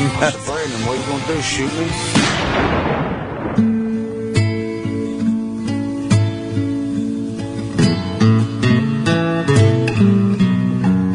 It's just strange how everything had happened in our family. It seems It's not at all strange, by the way. They clearly cause all the problems. And we just live like as a story. At your funeral, what do you want people to do? Rock and roll, baby. Trailer's not good for radio, obviously. You know? I'm watching, enjoying it. I don't care. Yeah. Follow along at home, I guess. This is a fucked up family. Yeah, go home and watch it today. Absolutely. I'm telling you. And then the music by Hank Williams III. Yeah. Who I guess he's an outlaw in his family. They don't really dig the Hank Williams III. They don't? I don't think. That's what people were telling me on Twitter, I guess. No, he's not. I was learning a little more about the players in this movie. Like Hank Williams Jr. Like one of the broads gave birth, and then she's doing lines of something in the hospital. Some say crystal meth, and then they took Coke. her. It might have been Coke, and they took her child away, and she didn't understand. The one woman goes, "Well, they took him away because they probably found drugs in him." And the baby's like a day old, and it's like just normal. Like, well, they probably found drugs in him. Yeah, it's great. Like it's just normal thinking. When she was hiding drugs in the baby, or found it in him. Yeah, muling drugs. Then you had one guy in the family. He went on a rampage, and he fucking was shooting at cops and his own uncle and all sorts of shit. Yeah, who shot the guy that died? No, the guy didn't die. He that recovered. didn't die. Who was the guy being buried? Well, you want me to give the whole movie away? Well, it's not like a fucking mystery movie. Why do people get like? I'm It's a not like a spoiler mystery motherfucker, movie. man. Tell me the whole shit. Yeah, but then you get the people out there that get pissed. So we're trying to spoil less. It's a documentary. It's just a grandma. It's not like a. It's not a surprise ending. It was just the matriarch. It stays that way the whole movie. It was just the matriarch. She finally died at 80-something. Oh, I thought that's it was, all it was. They the fooled one that was me. like Yeah, rock they and fooled you a roll. little bit. They tried to make it look like it was the guy. Yeah, no, that was just the matriarch finally okay. passing on. But you said the guy that invented the clog dance got murdered? Yeah, but we didn't. That was years ago. Yeah, it was years ago. Okay. Oh, I was confused. Yeah. You can't even keep up. There's been so much crazy shit happening. Here's what we're learning right now. Anthony's not watching it. No, I think I think he's going to watch this it. one. No, I watch dumb white people, too. I enjoy watching dumb black people on the web and TV shows and shit, like First 48 and stuff. Here's my thing with First 48, and I don't want to let a bunch of people in on this because I know, the cops probably don't want me to say this. Oh, boy. But if you watch a television show, and the detectives walk in, and they're talking to the suspect. And the suspect is telling him shit. And then finally either confesses or gives up a friend or something like that. And the cop walks out of the room, and he's like, they're high-fiving. You see it. They're like, yeah, we got it. We got the case. And when they walk in, and the suspect goes, I want to talk to my lawyer. And they go, okay, that's within your right. Not going to say another word. They pick their stuff up, shut the door, and you see them go like, shit, fuck, they're mad. Yeah. Like, wouldn't you lawyer up immediately knowing that it pisses the cops off? Because then it's probably in your best interest to lawyer up. Right. Who's the dummy that fucking talks? A lot of people do. You get the black guys are like this. They pull their shirt up over their mouth. Right. They sit there and they're just like, well, I don't know. I saw Cheeseburger about 3:30. He was with murder, and I ain't seen nothing after that. And then they're just telling like every fucking detail. People just want to be heard. Do you remember who's the Central think Park that's it? rapist? The kids that they put. Because I remember when I was a kid, the wilding sprees The that wilding. these black kids were going on supposedly. The wilding. And it turned out those kids didn't do any of it. And they were like, we were railroaded. I remember like, oh, they were railroaded, sure. And like, it turned out absolutely some Puerto Rican guy did it, and they got blamed for it. But I usually just say they were probably guilty of something. But how do you admit to it if you know you didn't rape somebody and beat their head with a rock? Just shaking his head at me. And we did good today, but now it's on. I'm ignorant. You were well behaved today, Ann. You were well behaved. I consider myself ignorant. You were well behaved until 9:30, and now you got slave shaking his head. to the racist media and racist judicial system. I think Ant felt like he had to do that because of what he just saw. He saw Whitey acting really bad and said, you know what, fuck Do you think that's what just happened? Yeah, because you've been well behaved today. Holy shit. That might have been what happened. Yes. Believe me, it was subconsciously, though. Because I want to see, I love dumb white people. I don't think so. I think the problem is really, I'm just shaking my head because it's just shaking it. I don't give a fuck. But that's the thing that black people, we can't ostracize any of us. Even if we're wrong. Yeah. And white people, these people are not embarrassing the white folks. No, you're right. It's because they're so out there and they're the whites and they're stupid and shit. So I'm not like, oh, fuck, that's gonna go. But I'll tell you one thing, though. Culturally, sometimes I get embarrassed when I see, like, real over-the-top dumb guineas. Yeah. That are just, hey, what the fuck?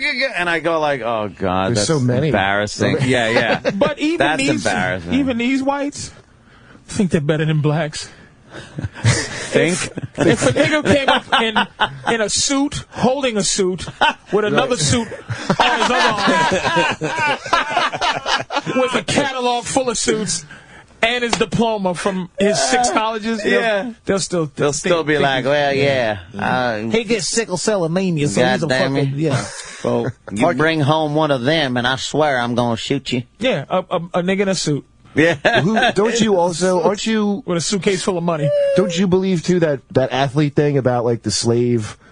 You know, the athlete, the better athlete, Jimmy the Greek. Shit? Yeah. They have a higher muscle on their thighs, which makes them a better athlete. I had somebody tell me that, like my roommate from Georgia. They have a fast twitch muscle that you can't... Fast twitch muscle? You know, it's a crock of shit. That's it's absolutely not true. First of all... It's not true at all. Black people are better athletes, so it has to be a reason. Yes, there is a reason. Some type of reason. I'll tell you. A breeding reason. You want to hear the clip? It is? You want to hear the clip? It's Jimmy the Greek. Let me hear Jimmy the Greek. Yeah, let's hear this. The black is a better athlete to begin with because he's been bred to be that way. Because of his high thighs and big thighs that goes up into his back. And they can jump higher and run faster because of their bigger thighs. This goes back all the way to the Civil War. When during the slave trading, the slave owner would breed his big black to his big woman so that he could have a big black kid. What did he say? That's so bad. The cameraman was just looking, going, I am filming the last thing you will ever see Jimmy the Greek do. I never heard the whole thing like that before. It's fantastic. For the youngsters, man. He's obsessed with the big thighs. He was huge in sports when he said that, man. He was on the top of his fucking game. Every sporting event, they would come out and go to him as the handicapper. Like, so who do you pick? Jimmy the Greek. We're going to have Jimmy the Greek's picks. And he was picks. basing it on big thighs. And big thighs and your big black. Did you see it 30 for 30? The Jimmy the Greek 30 for 30 documentary? No. Fantastic. Really? Because he wasn't on top when he said that. Oh, really? CBS wanted him gone. Right. They wanted to fire him because they were losing ratings. Perfect opportunity. And he wasn't getting along with the white girl on the show. They wouldn't tape. No one would tape the show. He taped it, fake taped it. He wasn't even there. They would go to him, and he did it like in some fucking studio down the street or something. Right. And they was looking for a reason to get the fuck rid of him, but he was so powerful. But when he said this, they went, easy. That was like, so he was pretty powerful then. Well, no, he was Jimmy the Greek. Your big He was black. an icon. You know, it was hard to just get rid of him. They breed your big black. Well, Howard Cosell said some crazy shit, too, as we all know. Yeah, but that Everybody wasn't did. even... Hulk Hogan said some racist shit Yeah. when he used to do promos against, like, Tony Atlas. Shine my shoes, boy! Like, he would, you better shine. You never heard the Tony Atlas, racist Tony Atlas? I don't think so. Can you find racist Hulk Hogan, Dude, Tony Atlas? What I love was the with Dog the Bounty Hunter after he said that thing when he made up for it. He's going to be buried in a slave grave. Like, he's giving up going to white heaven now. That was make so up for embarrassing. So uncomfortable to hear when he said that shit. And that's all racism is now, is catching someone doing something racial. Yes. So white people effectively are doing a good job policing themselves. At eliminating racism, because it's boiling down to racism is just the word nigger, some lynchings, and some other things. So once you get rid of that, it no longer exists. Then it doesn't now exist. There's a bunch of outlaws that they're catching that they, and they do that, it's gone. Stragglers. Fucking gone. We got a few stragglers. Look at young Vince. E-Rock is a little confused. It's Tony Atlas. Yeah. Well, we got... You got to fast forward to Hulk Hogan. Here, let me see. Yeah, this is a horrible version of the clip, unfortunately. You seen it before? Look at young Vince. Jesus, young Oh my Vince. God! Look at his big thighs. Oh, okay, here comes the Hulkster. Hold on right here. Enough all the gaga. Let me tell you something. If you want to see a body, if you want to see the real Mr. Universe, if you want to see number one, I'm standing right here. And I came out here to show all my fans. Enough of this brown clown here. Here's Brown the real clown. Brown clown. Well, this is the physique.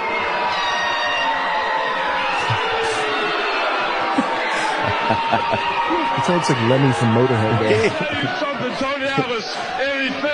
Anything that you can do, I can do better. I tell you what, boy.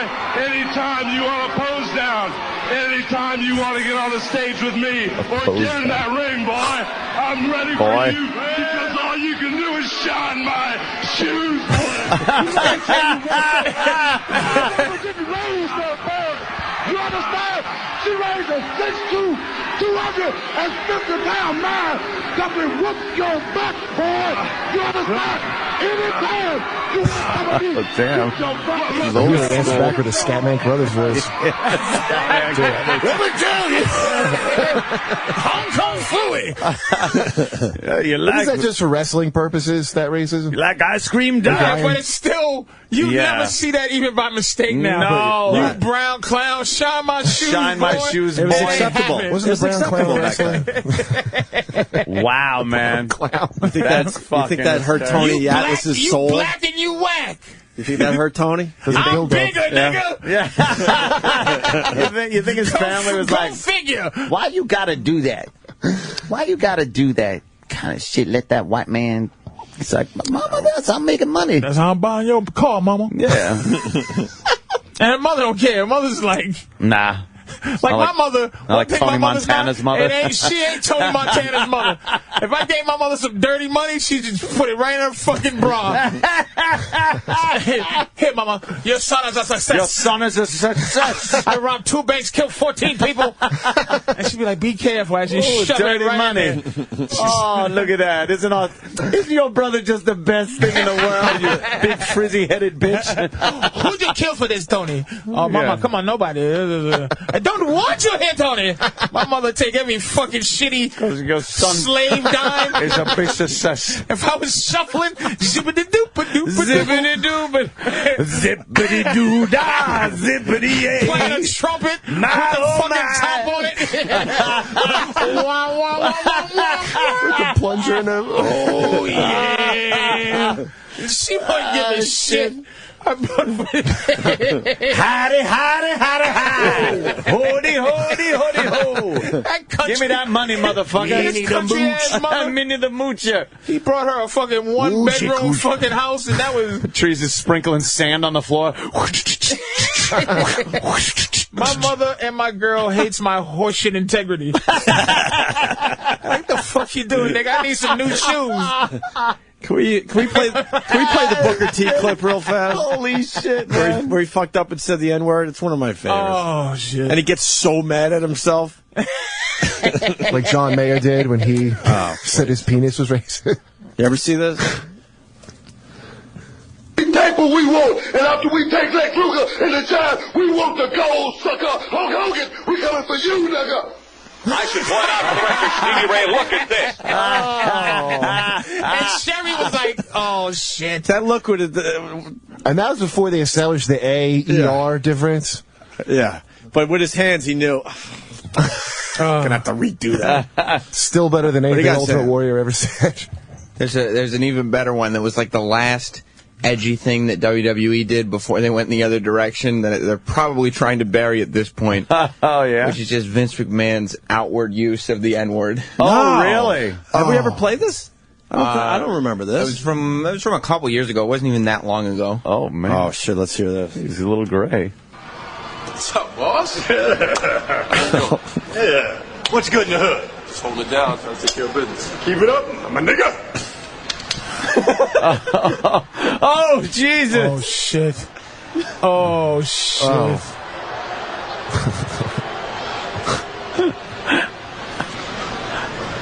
It was good acting. Tell me, he didn't just say that. Well, it's kind of hypocritical, Booker. I thought he said it a lot. It was just... Did you see how awkward he was even saying it? Yeah. He was like, oh, boy. Well, I'm going to have to say this word. The electricity shooting through his body. That. That's just fucking... That should be classically known. Oh, hell yeah. And then the strut afterwards? Yeah, he did a strut. He did it on pay-per-view, so it's okay. That's all right. Oh, is it pay-per-view? Yeah, so it's That's fine. good. Black people That's what weren't I'm paying watching for, then. extra. Yeah, That's one of the extra niggas. Well, you know, yeah. Niggas I'm paying that good money to hear it. Oh, my God. Jimmy the Greek's pay-per-view. Man. Jimmy the Greek's pay-per-view. Does he have a pay-per-view? That's fucking horrid. Wow. He looked very awkward and uncomfortable saying that. He probably knew it was not a good idea to be doing Oh, this. you think so? Yeah, Spread probably like immediately after he did it, he was like, "What? Like it didn't do any good to do that, and it can only, it be didn't bad." help. But when Triple H was here, man, I was skating. Yeah. I'm telling you, when I was saying that Vince is the boss. When he said, "Oh, he pitched me an idea," I'm like, Vince he don't pitch ideas. He tells you. Like Booker T probably was like, I want to do that. Yeah. He's gonna do it. Yeah. He'll like do it's it. not like Booker T had a choice to be offended. He put Booker T in a spot. Yeah. Because he don't give a fuck, man. He's the boss. That's his fucking and it's his world. show, So yeah. somebody has to tell him that, hey Vince, I don't know if. Really? Because that's why he had to stop You're the domination and all that. The He attitude ran it by thing. his black Republican friends. They said it was cool. Yeah, that's well, fine. Clarence Thomas said it was fine. Fine, Vince. No problems. My nigga. I know, he really didn't. It didn't come out very natural. And you just go, Vince. It's a good clip, though, because of the strut. You can't do that, man. You Yeah, can't Vince. do that. Vince strutting afterwards. But there was no trouble. I didn't hear nothing about it. This is No, brand man, new that's to the first me. time I No, heard that must have been right before it really But it was became. halfway hilarious, though. It was like kind of. Yeah, They're setting it him up was. as like the guy. I mean, it's not Yeah, offensive no. What year was that? as I want it. It must have been. The last one was posted. No, it wasn't that recent. It was probably 2006. Oh, okay. That's recent enough. That's recently enough for people it to get has to be pissed. right around the Imus thing when we all started talking about it. Wow. It couldn't have been after. No, No, it he wasn't would've- that. Yeah, it was he'd have been 2006 crucified. because it was a couple years before Imus. Oh, you think it happened before the Imus? It Definitely had to happened have. before If it Imus. happened after, he would have But gotten. Booker T had to be there to you're make right, it you're less right, you're brutal. Right. Right. Standing there naked. With his, He's already naked. standing there like a naked big Look buck at- with high thighs up into his back muscles. Looked like a Zulu warrior. But do you see that John Cena was well dressed for the championship, and they just get this Yeah. naked, sweaty, fucking goddamn dreadlocks. He looks like a Mark for Death, the Mark for Death fucking boss, just fucking nude. All right, Patricia, you might be right about some man. things. Cena looking all nice, just showered. Cena was pressed. Right. He had his fucking my nigga, and he goes by a guy that looks like my nigga. Like you would say that to him because he's yours. With his girlfriend that has a prom dress on, and a tiara and just a naked, sweaty man. He might as well have a bone through his nose. Just man. going booger. Right. Eating it with a pot, with a white man's hand. Everything is okay to white people. You just don't. I know. One day, though, I probably won't live to see it, but it'll be a nice... White people get some kind of awakening. You think? That just fucks with them. Because I think one day, everybody's going to leave this country. I think all their half-black grandkids will be that. Say that again? All the half-black grandkids. I just wanted to hear you say it again if you had the balls. Just say half-black. What did I say? Then? Shut up. Okay, so don't even try to dig yourself out. We caught your timing off. Okay, you know we did. Don't fuck. We're professionals. Oh. Just take it in the face. So something's gonna fucking happen. Just something's gonna happen where white people are gonna just be faced with their own horror. Somehow, find a way to kill all blacks. Finally, we'll figure an inventive way out of it. They'll put something in the movies, jelly. You know, the 70s movies where they invent the poison that just kills blaxploitation. Yeah. Something will happen. Yeah, you think? April 2007 on that clip. When did the Imus go down? Oh, okay. Yeah, Danny's doing the figuring out right now. Huh. What kind of thing do you think could happen to white people? Dude, he did it. I'm telling you. Thank you. He did it right around the Imus shit. Imus was April, and this was April. And but he would have never did that. This is a direct result to the Imus thing. I'm telling you. So what? Try to get attention? Wow. It was 2 weeks later. Vince knows. It was 2 weeks after the. Thank you. So he was trying to get some attention. Wow. What the hell do you think? Vince has because he said it with the GGA. Yeah, but that didn't matter at that point. It didn't matter. You're right. But he went for it. He said nappy-headed hoe. Right, but then it brought the whole N-word discussion. N-word. Fiasco. That N-word fiasco. You motherfuckers really did effectively we did fuck it up. Find a way to now say nigger. Right. Yeah. And everyone has to say it. I can't even. I refuse to stop saying nigger. They used to just say, and they were using racial epithets, and that could cover a lot of ground. When have you ever heard the word nigger used to describe anything in the news? Now you hit N-word, which is supposed to take the place of nigger all the time, but you never heard nigger. It's white people are very, very good. Crafty, very crafty. Do you remember above the Laugh Factory here, the big banner that said to ban the N-word project? Like they started a project. Because of fucking Michael Richards? But we fell for it. Black people fell for it. I didn't fall for the banana in the tailpipe, but a lot of black people fell for that whole... Like, yes, bury it, the NAACP, and I'm this is, I want to keep it. Did they have a funeral like that? And the funeral, and they would bury it. It was in Detroit. The word arose like Jesus. Yeah, the word came 3 back. days later. And 3 days later, it came back stronger and fucking black people should performing miracles. Black people should be marching like Egyptians to stop to stop this slave thing that they're doing. Anything that has nigger in it ever is going to be replaced by fucking slave. What is it? Tom right, Sawyer? Tom Sawyer. It's just... You know, as a kid, I had that book, like the Illustrated Classics, and it just didn't have that in it, and it didn't, like, take anything out of the book. Oh, really? Like, I know the gist of the story, and they didn't have to put Nigger Jim in. It was fine. Yeah. You can't. It just said Jim in the book I had. It just said Jim? Can't leave it alone. And their Children's Illustrated Classics. It seems wrong, right? Yes, it's wrong. But you gotta leave it alone. It said shiftless, lazy Jim. Where was the fight about that going on? Like, in the South or up here? It's not even a fight because... Black people were just as outraged as white people that word was being removed. No, condescending. It was the dumb publisher because they wanted to get the book in schools. Let me tell you what's gone now. Ready? What's gone now? Sticks and stones will break my bones. Yeah, man, no. shit. But names will never hurt me. It's a destroyed...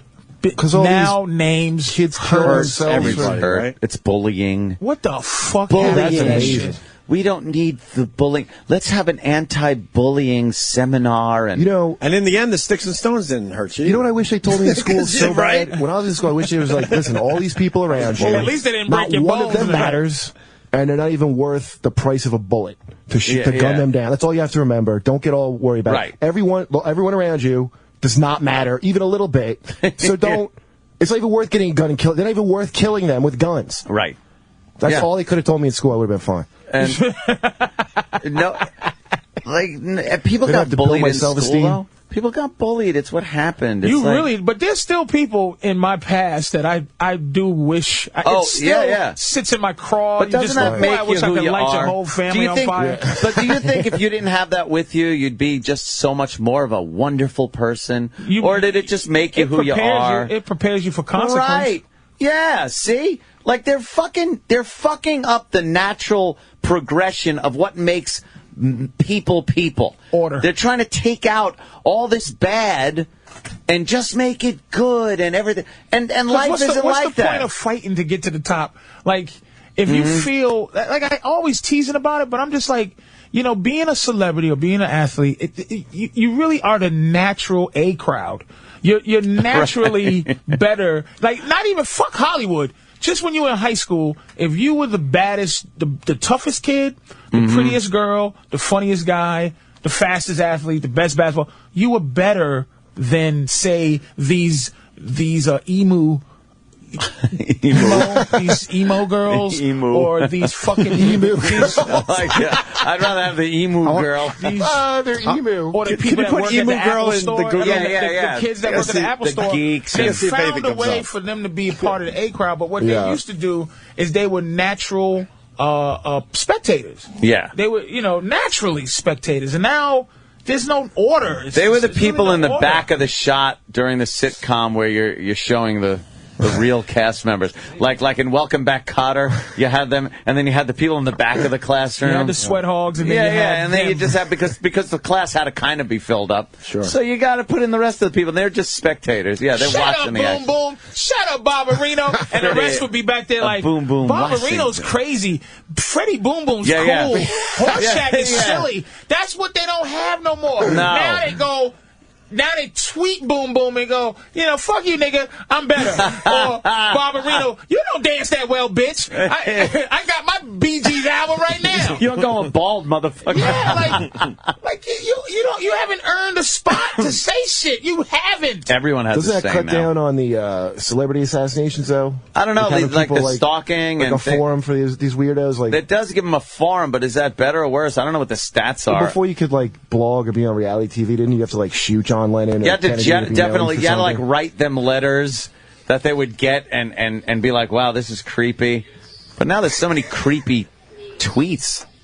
Oh, sorry. Go. Oh. I was just wondering what that was. It's too loud, right? What is it? Oh, good. Sorry. Damn. It might have been another bit with the N-word. That's all. Sorry. No, we were just I didn't realize you that, could hear it that well.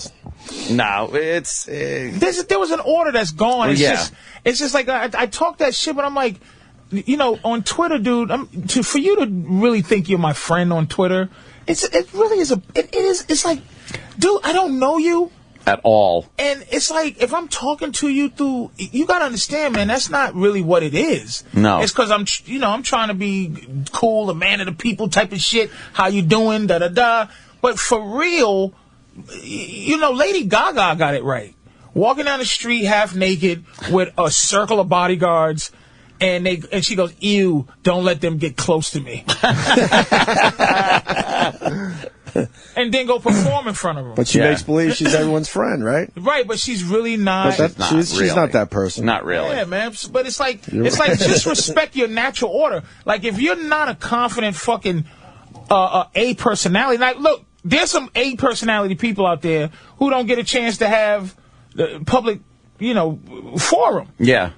But if you don't have a non-A dude that you catch up to, because sometimes I'll answer a Twitter person, because Big Mom, a lot of people don't know, but they'll put Patrice O'Neal, so I'll search Patrice O'Neal sometime. Like, some girl wrote, he said the same shit in Houston that he said on his special, boo. So I had to write her back, boo, you lying, bitch. And then I said triple boo to you. Niglet, like fuck you. Like you're lying. Yeah. Why would you say that hateful ass shit? Yeah. Because they want to some people want to compliment you, but they feel like a pussy if they just. Oh. You know what I mean? They got to knock you down a peg. I know I got the nerve to bitch, but I think I earned talking. Yeah. I mean, I've been through some bullshit. I've earned talking for over 20 years. Some people don't just get to, come in and talk. Yeah, that shit. That's the shit that just pisses you off. If I see somebody that really says something nasty or whatever the fuck, and I feel like I'll block them. Sometimes I look at how many followers they have. If they have like 3 followers, right, you're not going to bother giving them the time of day to the public. So you private message them in Twitter and just lambaste them and then send it and then block. Yeah. Now you gave them a little tidbit and you know they can't get back at you. And then I do always say like, oh, really? With your 3 followers? Do you think I'm honestly going to post this in the open public forum? That's where Block Monday came from. It's just Block like Monday. You go in, you go, Yep. you socialists, like, and I don't mean socialist. Yeah, socialist. You nobody knowing motherfucking piece of shit said fuck me, fat boy. Yeah. I'll fucking smack the shit out of you. Fuck like, you. What are you serious? 3 people and then those 3 suck. His 3 people suck. And they got 3 people. You're gone. And your fucking friends. I do that. If they have under 10 people, I know that he's going to be like, hey, did you get this guy and tweet my response because he blocked me. So I block all of their friends, too. Well, I got to get on Twitter. Oh, it's fantastic. Yeah, Twitter is fun once you have established your order of how you do and shit. there is. You could be like one of these dictators and just chop heads off. And the people who say fucked up shit, they know how to say fuck. Because all I ask is witty. Yeah, witty. You could be racial. Little bit of wit. Fucked up, but be witty. Just some wit to it, and you're fine. You're Gaddafi on your Twitter rant? Then, no, just sometimes mowing them down. No, you know what it is. Sometimes I pardon you. Sometimes I pardon you. And you pardon the ones that you're not sure about because they go, yeah. You go, he probably gave it a shot. Bashing. Like, all right, I'll give it to him. Why don't we have a pardon day? Pardon day? An amnesty? You got a chance to come back. No, because whenever people somehow... Day? Sometimes they get in touch with me through, like, I made this account just to ask you to please unblock me because blah, blah, blah. I didn't say anything bad. And I'm like, I know if I block somebody, they fucked up. They fucked up. It's not... I don't block people and then think, I shouldn't have blocked them. And get confused about what meanness is, though. Right. Yeah. They're confused about how absolutely. it is. They hear you bash Voss, but they don't know what a line of... The line is right. ...funny you're trying to be. But it's just like you just go, hey, like if somebody's... Like we talk about me burning bridges, but if somebody just goes, you know, hey, fat boy, don't fuck this up. Like, I'm sorry. Yeah, wait. First of all, who the fuck are you? To worry about whether I... Watch your fucking mouth. Yeah. Man. You're not sitting next to me on the show and, you know, I didn't just rip you an asshole and you're not boss coming back at me with something. So this ain't camaraderie, nigga. You essentially wrote me a letter or made a phone call. Yeah. Dude, there's a lot of day job dudes that wanted to be a comic, but they have the balls to go through the bullshit you have to go through, and they feel like they always were a comic, even though they have a fucking roofing job or something. So they'll just talk to you. We're both in the business. I'm funny at my dumb lunkhead job. You know, I've been told. And that's how I got started. I got started as a funny, thinking I'm a funny guy, and heckling a guy, a comic, who I thought I was funnier than. And then I was absolutely who I despise now. Oh, shit. Because I was coming from a place of jealousy. It wasn't a place of like, hey, I'm just trying to help. It was, I think I'm funnier, and I'm going to fuck with this guy, his profession. Because he's up there and I'm not. I didn't realize being a comic is a profession. Being funny is another thing. Being funny is... I know that all the people all the time that I'm being funny with. Being funny in another country is a whole nother thing.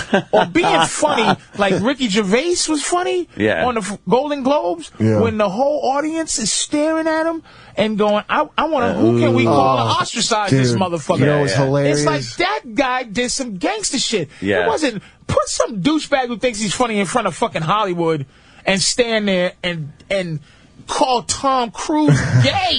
Yeah. That's awesome. That's fucking great. And talk about Scientology and not stop. Yeah. Like, even under the pressure of it started getting uncomfortable, and he just kept pressed on like a soldier. That was one of the greatest things I've ever seen, man. Yeah, he ramped up. That's gangster. That's fucking gangster. You go. Patrice, remember this is why I saw him. That was my favorite thing. Was it the wedding? What was that? Pilot. I wrote on this pilot that he was on with Voss. Like the it was like you know, I got crash. that somewhere. I don't know where, but do you have it? I wonder where it came out. But it was a reality show where he followed the groom, the bride's family, and Voss followed the wife's family before the wedding, and then they roast the family at the toast. It's like a roast, like a comedy center. So we would follow the family taken to write jokes.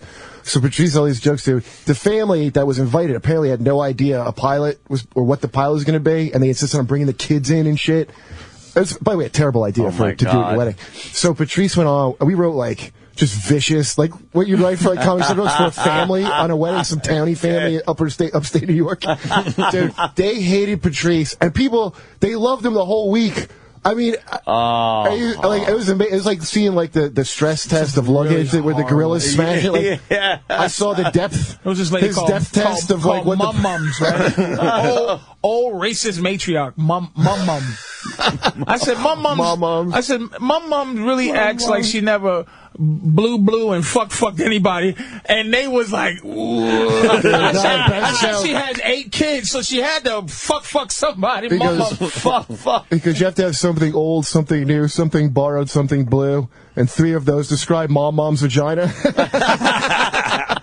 It was a brutal fucking, I mean, a brutal Dude, they were roast. so mad. It was hilarious. I said, this girl had I was cold cackling. We were hiding behind a wall, so the family couldn't see the crew. So they're outraged. So you hear no one laughing, and you hear me high-pitched cackling through the wall. While his family's angry. To see that. Oh, dude, it was. They probably couldn't do it. It was just too much. It was too much. But I left so fast. I threw. It was a rented tuxedo or something. I threw that at the producers. Got dressed in the bathroom and ran. I got in the limo. They had to hold. You know how fucking these Jersey Shore bitches, they want to be held back from fighting me. Right. Because I made a cold sore remark about this bitch. And I said, listen, if you run out of ice, just use one of the cold sores off of this other bitch's face or whatever. It's just at a big... Holy shit. Imagine a family towny wedding. You assaulted them. It was a roast. You come from lumber people, right? Like, you imagine them with this Patrice yelling. That's your mama, your Italian grandma. I told the driver. Some eggplant yelling that shit in the family. That would have been... I told the driver, let's go. I threw the shoes out the window of the fucking of the limo and fucking gone. You got this? You got to bring this onto the show. I think my buddy got that shit. You got it, Kurt? I never got to see it when it got done. We got to play some clips from this. I gotta call my boy. You got to bring it in, man. It really was killed. But they hated him so much. And Voss might have it. Ask Voss if he has it. Yeah, I think Voss is in tomorrow. Mark, you know what? Mark Morgan probably has a copy to give you. Well, awesome. The producers. Hey, Kurt, we got to work you in more, man. Kurt Metzger. Definitely. Did great today. Oh, shit. Helium Comedy Club, Thanks, Wednesday and Thursday, 8 o'clock. It's over? Good comedy club in Philly. Yeah, it's over. We'll have you back. Went fast. Jimmy's gone all week, so fucking come on in. Jimmy's slacking this week. What's he doing? Little Hollywood action. He's got some, LA. He's got some things. He's got fame calling. Nigga, Norton is not waiting for fame to call. Norton is knocking on doors. Norton is chasing the fame. Acting lessons. Is fame here? Is fame? I'll try next door. No. I wasn't bothering fame. Norton, leave fame alone. He's a nice guy. Fame, can I get a picture with you? Picture with fame. I want a picture with Patrice fame. is doing it right. He's going to go home now and wait for fame to call. I'm just waiting. I'm just looking at my watch. But the DVD is out today. Elephant in the Room. Let's DVD make sure we today. pick it up. Yes. 45 minutes of something you didn't see and some deleted scenes. And maybe a lot. There's a few people that didn't even see the special, so you get the whole thing on DVD today. So hopefully it'll be some buzz. I don't know. That's great. I think that's it for today. Yeah. I think we got the Black Tweet of the Day in honor of Black History Month, so we'll end with this here. In honor of Black History Month, the Opie and Anthony Show proudly takes a look at the most inspiring and intellectually stimulating African Americans on Twitter. And today's tweets come from, there you go, somebody I can read, T-Dux410. I think them fruit snacks got me wallin'. LOL. Hey. Well said, T-Dux410. Stay tuned all month as we continue to celebrate the accomplishments of the African American culture here on the Opie and Anthony Show.